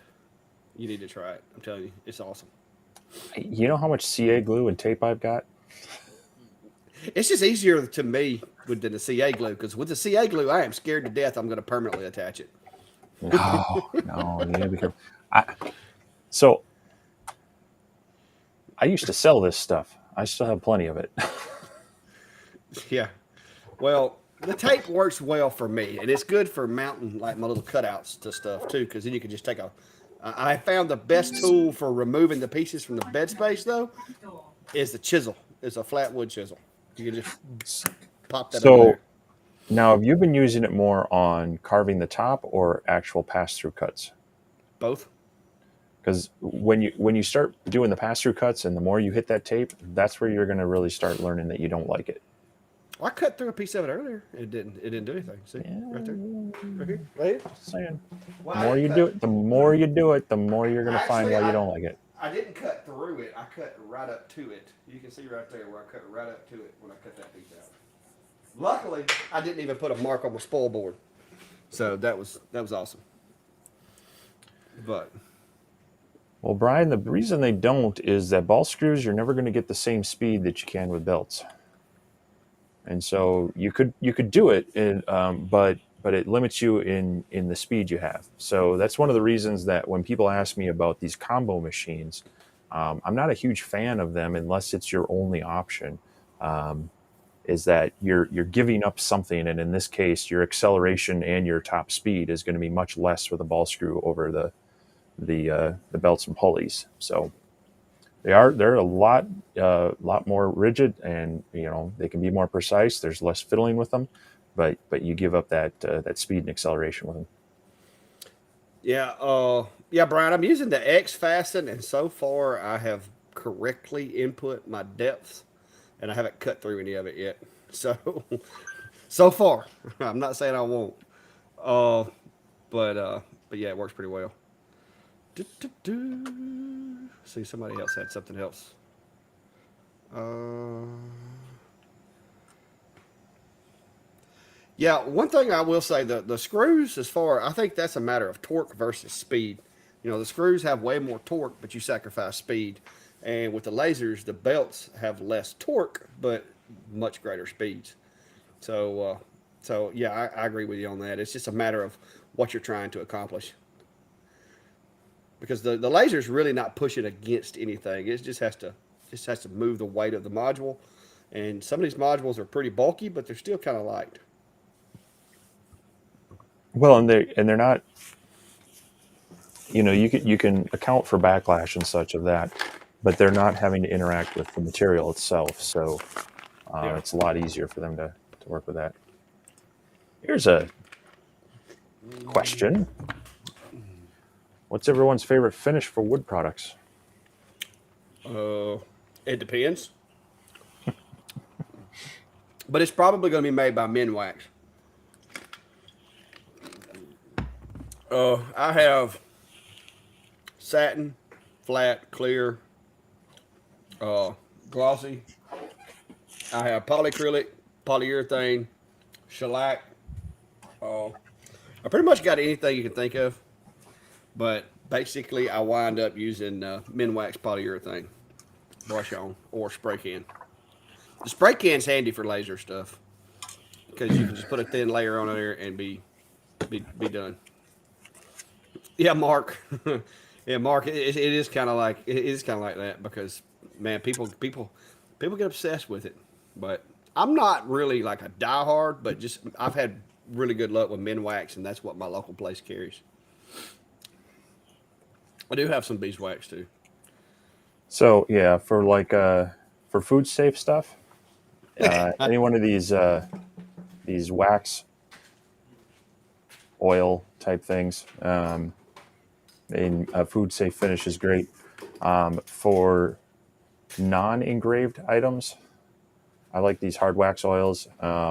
Odie's oils is one. There's a few others. Um, Otherwise, I like either, if I'm spraying it on, something like this Halcyon Clear type stuff. I tend to not go towards the glossy ones, but if I do, rattle can type thing like this. So There we go. You got you got polyurethane. This is what I use on a lot of my engraving from this in the CNC stuff is satin, and then I got polyacrylic. And polyacrylic, it says clear gloss, but polyacrylic really doesn't get too glossy. I mean, it's just not. It's not. That's not what it does. But it just basically puts a little seal. So for like Christmas ornaments and stuff like that that have a lot of recesses, I usually go with these guys because that way I don't have to worry about when I'm trying to brush it on having those big runs and stuff like that. Sprays just a lot easier and quicker. And then I got sawhorses set up out front where I set everything, let it air out and dry. I do have some rub-on finishes and stuff like that, but typically with laser engraving and CNC work, those are going to be my go-tos. Those two rattle cans, as Steve calls them. Oh, look. I don't know if I was professional, but it it's one of those things that there's not necessarily one finish to rule them all. It's good to have some options based on what you're doing and such. And yeah, I tend to get away from some of the real. You lose some of maybe the protective value of using these hard wax foil type things, but they're easier to fix. You don't necessarily have to sand the whole thing down just because you get a chip or a scratch in it to refinish it. So again, it kind of depends on what you're going for. But like Clack said, when you're using engraved things, it's hard to beat a spray on finish. So Yeah. Yeah, if you're doing anything that you're going to be eating off of, mineral oil, beeswax, I have to get my stool out to reach all my food safe stuff because I keep it up on top shelf. But I've got some that are mineral oil based. I've got some that are beeswax based. One of them's like beeswax with like, I don't know if it's got lemon rind ground up in it or what, but it does a really good job for just a wipe on finish that you can actually eat off of. But uh, typically, like I said, I don't do a lot of those. If it's going to be something people are going to be eating off of, like I said, I'll rub it down with some mineral oil and rock on. I do find it kind of funny though. This is listed as a food safe finish on there, Yep. and but you flip around to the back, it says "Do not eat, avoid ingestion or inhalation of this product." Well, I mein if you apply it to the wood, the parts Yeah, per million's not going to be enough to kill you. But if you start, hitting that thing like a shot glass, you're going to have problems. yeah. I don't keep this in the kitchen. Yeah, because it does kind of look like honey in that little bear bottle. Well, yeah, it's wood honey. Yeah, yeah. Oh, yes, All right. wood honey. But yeah, I can get some beeswax. I've actually got a nice new beehive over there. I got to do a video about too. I know, guys. Somebody sent me a beehive. Yeah, they did. Seriously, it's nice though. Let me show you. Hang on.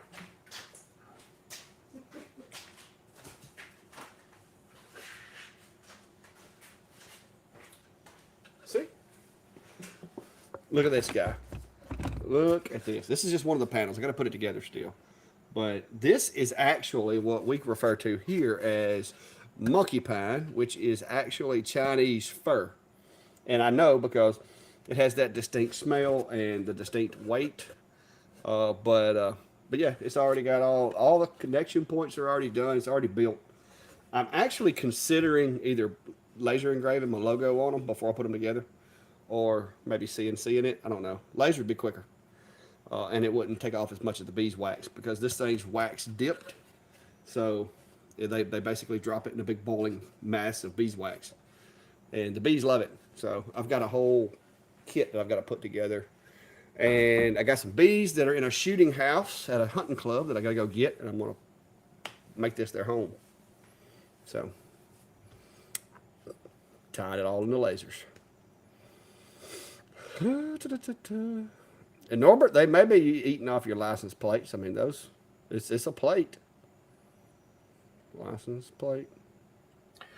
Yeah, Mark. The hard wax oils are really durable, and you're right. They were made for floor finishes. It's just a lot of people consider them less durable than your hard polyurethane finishes but they are, especially when combined with most woods that you'd use for flooring, they're very durable, but they're so much easier to repair, and that's the big thing too, is that you can just sand down a small spot, rub in some more of your wax oil, and let it cure off, and you're good to go. Versus sanding the whole thing down. So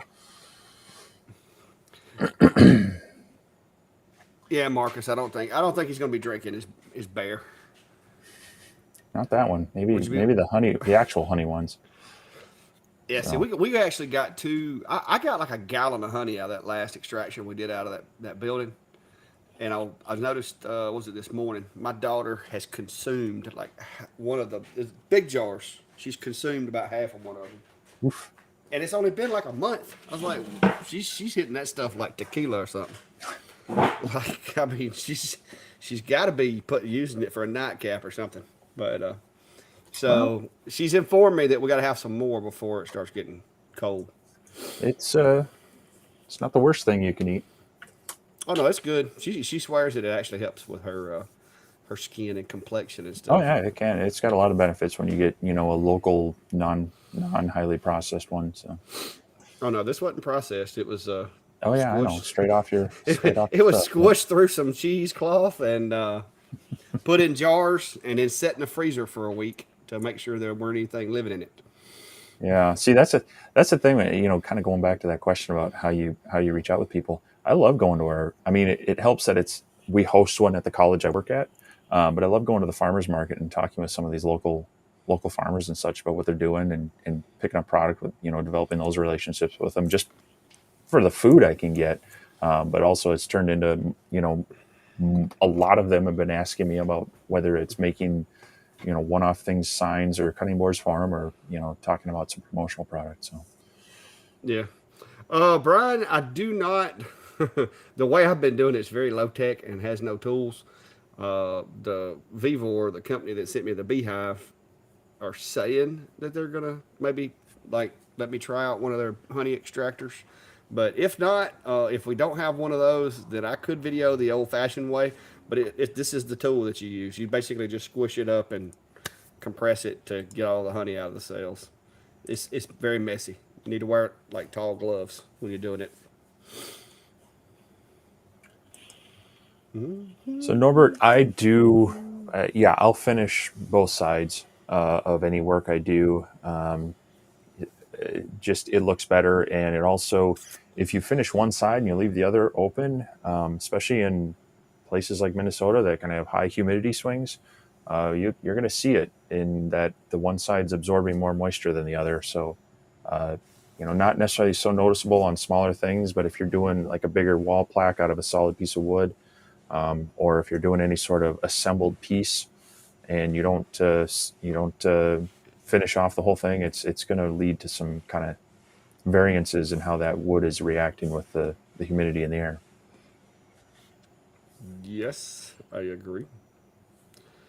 I've never heard of atomic finishes. Sawdust is an acquired taste, but it's actually less filling than some It's things. hopefully not acquired just through poor air filtration and dust collection. Hey, I'll probably eat about a pound of sawdust a week because it, Yeah, it well, it it accumulates on this when I'm in here working. yeah. I mean, in all seriousness, sawdust is very unhealthy for us to breathe in, and you can develop various allergies and other breathing issues from it. So take care of yourselves, both with smoke, the vapors and the smoke created by the lasers. But if you're doing other woodworking, it is important to work on dust collection and some PPE for that. Yeah, Brian. If it is a very destructive process. But the hive that we got the honey out of was from the wall of a house. It was about a 5 foot tall hive that was mostly brood, but when we're taking the hive out of the house, we separate. And I had a great video of it, but this little SD card right here. It failed the first time on me with the B video, but we separate the capped honey from the brood and everything else. And so this wasn't like comb that I could just give back to the bees.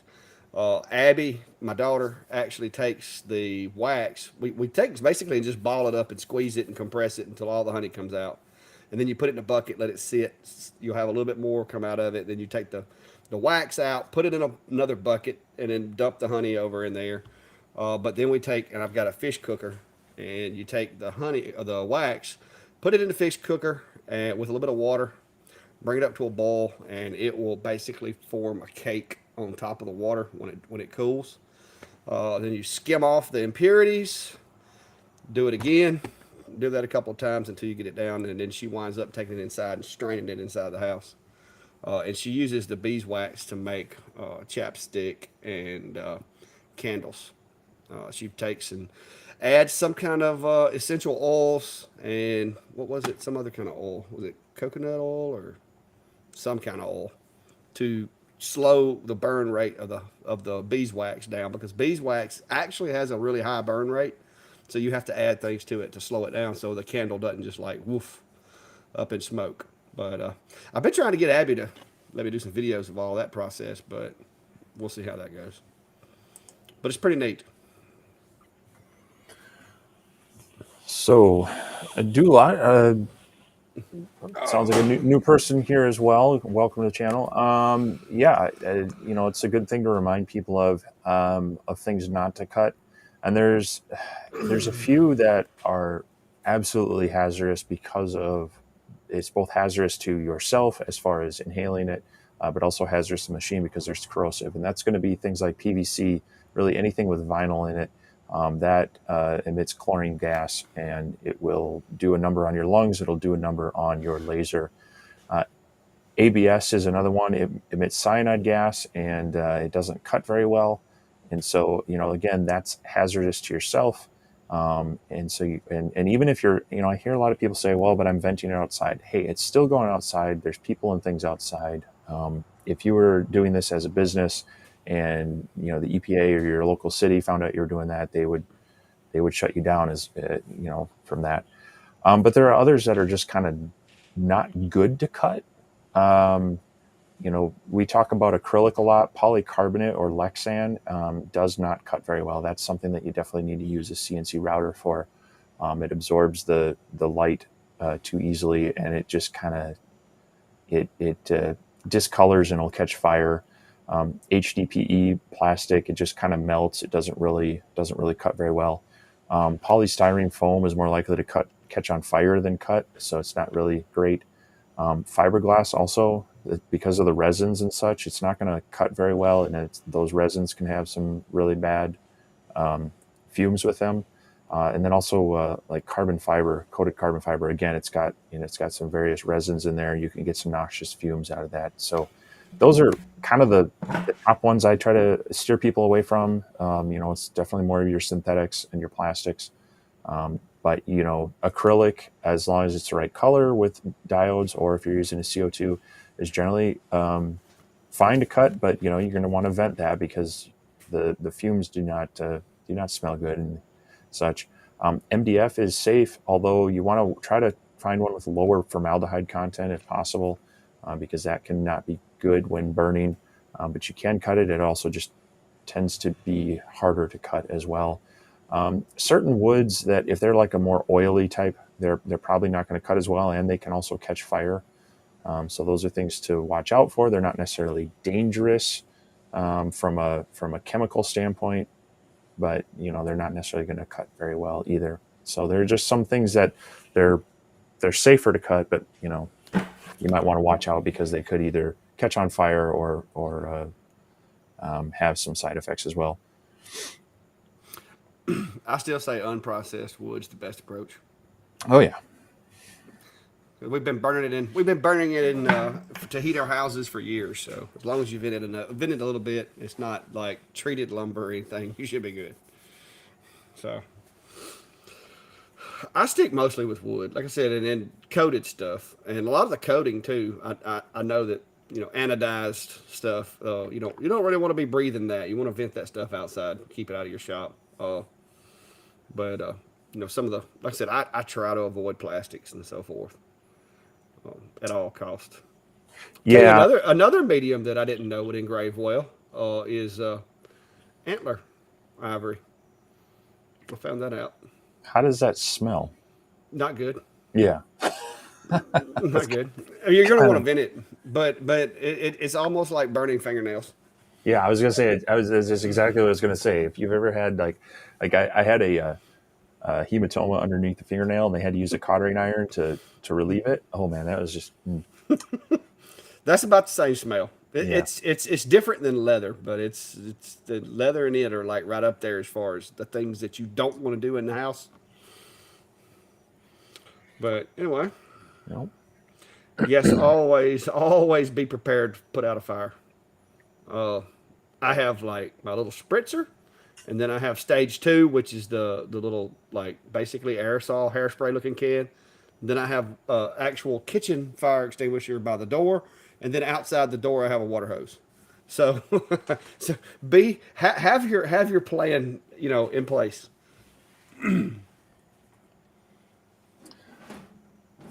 Yeah, Mark brings up a good point. Galvanized metal. For some people, they're looking at building their enclosures or having like a spoil board underneath there.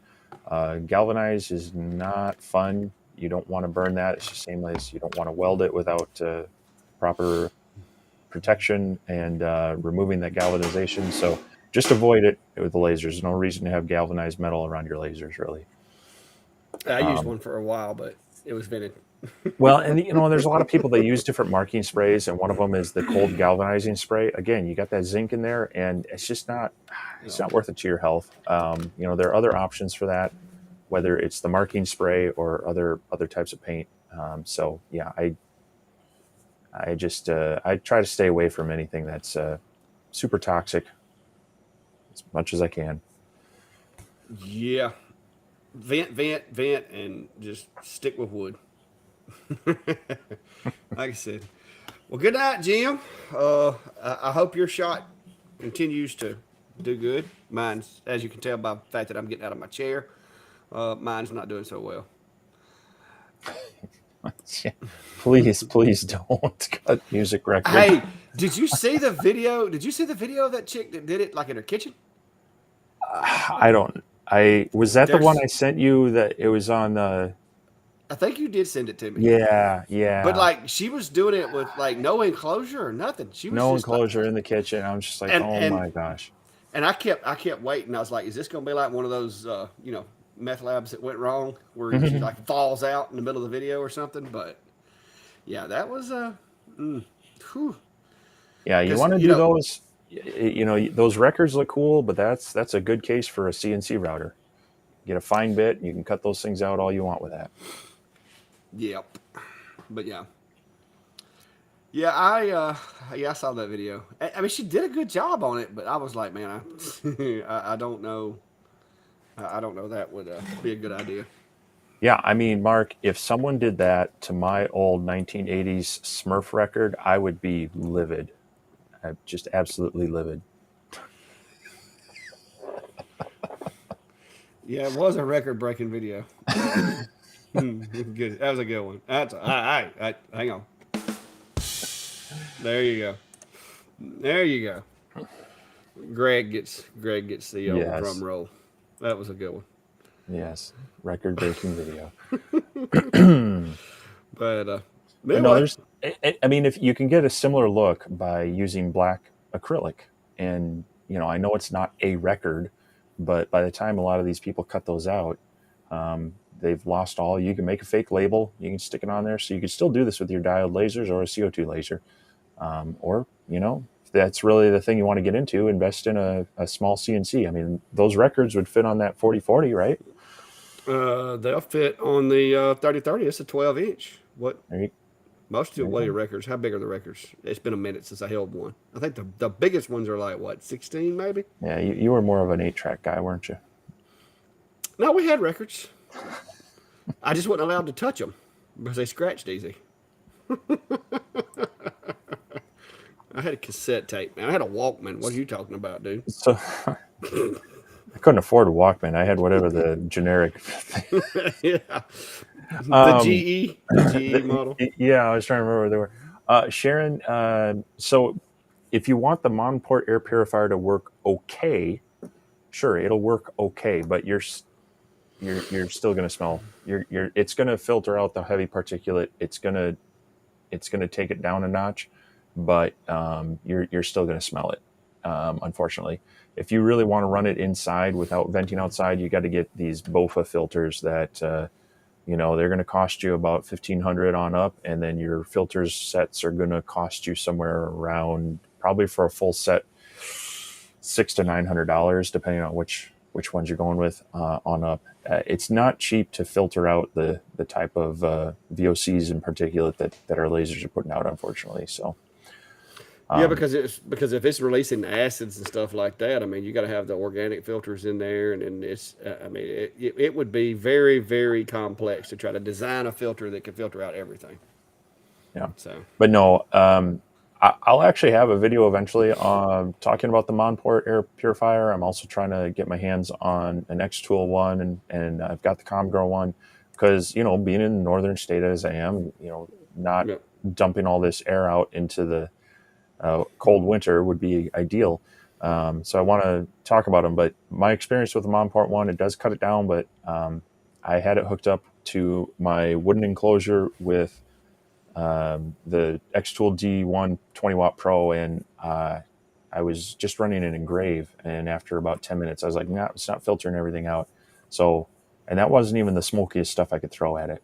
So yeah, they shouldn't call them a purifier. Should call them like a reducer. yeah, something.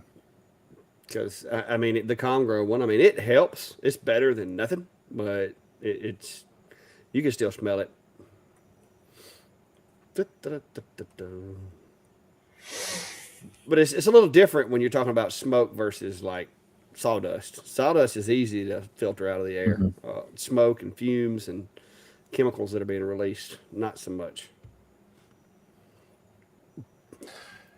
Yeah, I think a lot of these were designed more around capturing like soldering irons, little puffs of smoke here and there, not a constant that we get from our lasers. So Yeah. All right, guys. Questions, comments, concern. First eight track was. Yeah, like I said, I eight tracks were. I mean, we still had them in some of the cars we had, but I was more along the lines of cassette tapes. That was the big thing with us. Me and my wife was talking about the other day where we had our, you had the cassette tape that you slide in there, and it had the wire that came out and plugged into your your into Discman, your Discman or whatever, or either, and then later on, you could actually plug it into that little MP3 player that was like this, that big, that yeah, yeah. 12 songs. Your Microsoft Zune. Yeah, yeah. The technology in these vehicles today is just crazy compared to what we grew up with. Mm-mm. Yep. Yeah, I was getting the itch to replace my vehicle, so instead I just put in a new modern head unit for my radio. So Well, my daughter's car blew up, so she had to go buy a new one. So she was really sad, but now she's happy because she has all the technological advancements in her car. But anyway, guys, if you hadn't already found it, if you're not already a member, go. Whoo, stand by. go yawn and go to bed. Go check out our Facebook group, Laser Engraving Community. That's exactly the way it's spelled on Facebook. Steve and I, and a lot of the guys that are in here tonight, Brian, Norbert, Chris, I think Mark's in there. There's a whole bunch of us that are in that group. And like I said, if you ever have any questions, or just want to show off some of the stuff that you've done to like-minded folks, it's a good place to do that. We like sharing, and we like helping each other out and giving information. So if that's something you're into, go hit the button to join that group on Facebook. And while you're on Facebook, make sure you've subscribed or followed mine and Steve's Facebook page as well. I still haven't got my Facebook page up to snuff yet. I'm still growing it, but it's getting there. We're making progress. It's slow because I never really used it for to create content. It was more or less just to sell stuff, and so it's got a lot of growing to do. But yeah, well, my new truck luckily has a backup camera. Those things were those things, that was one of the best inventions they came out with uh, recently. Yeah, my new head end with the radio and everything.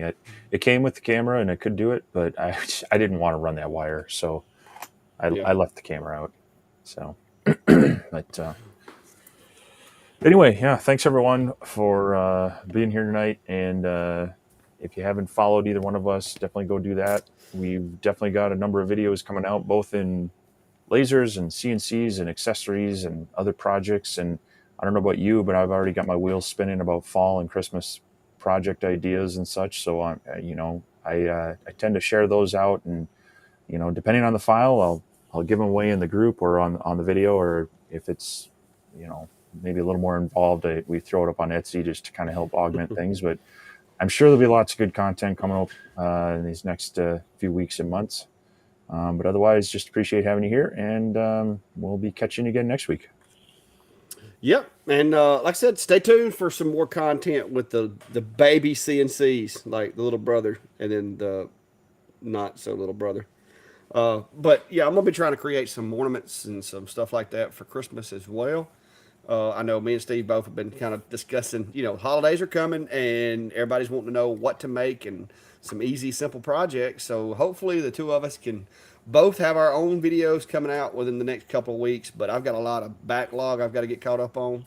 But yeah, stay tuned, guys, and see y'all next week. Same place, same time, and all that good stuff. And good to see you, Brian. Good to see you, Brian. Glad you showed up because you never know whether it's going to be a fun night or not. But Brian shows up. It always is. My mom always said life was like a box of chocolates. You never know what you're going to get. But y'all have a good one. See ya.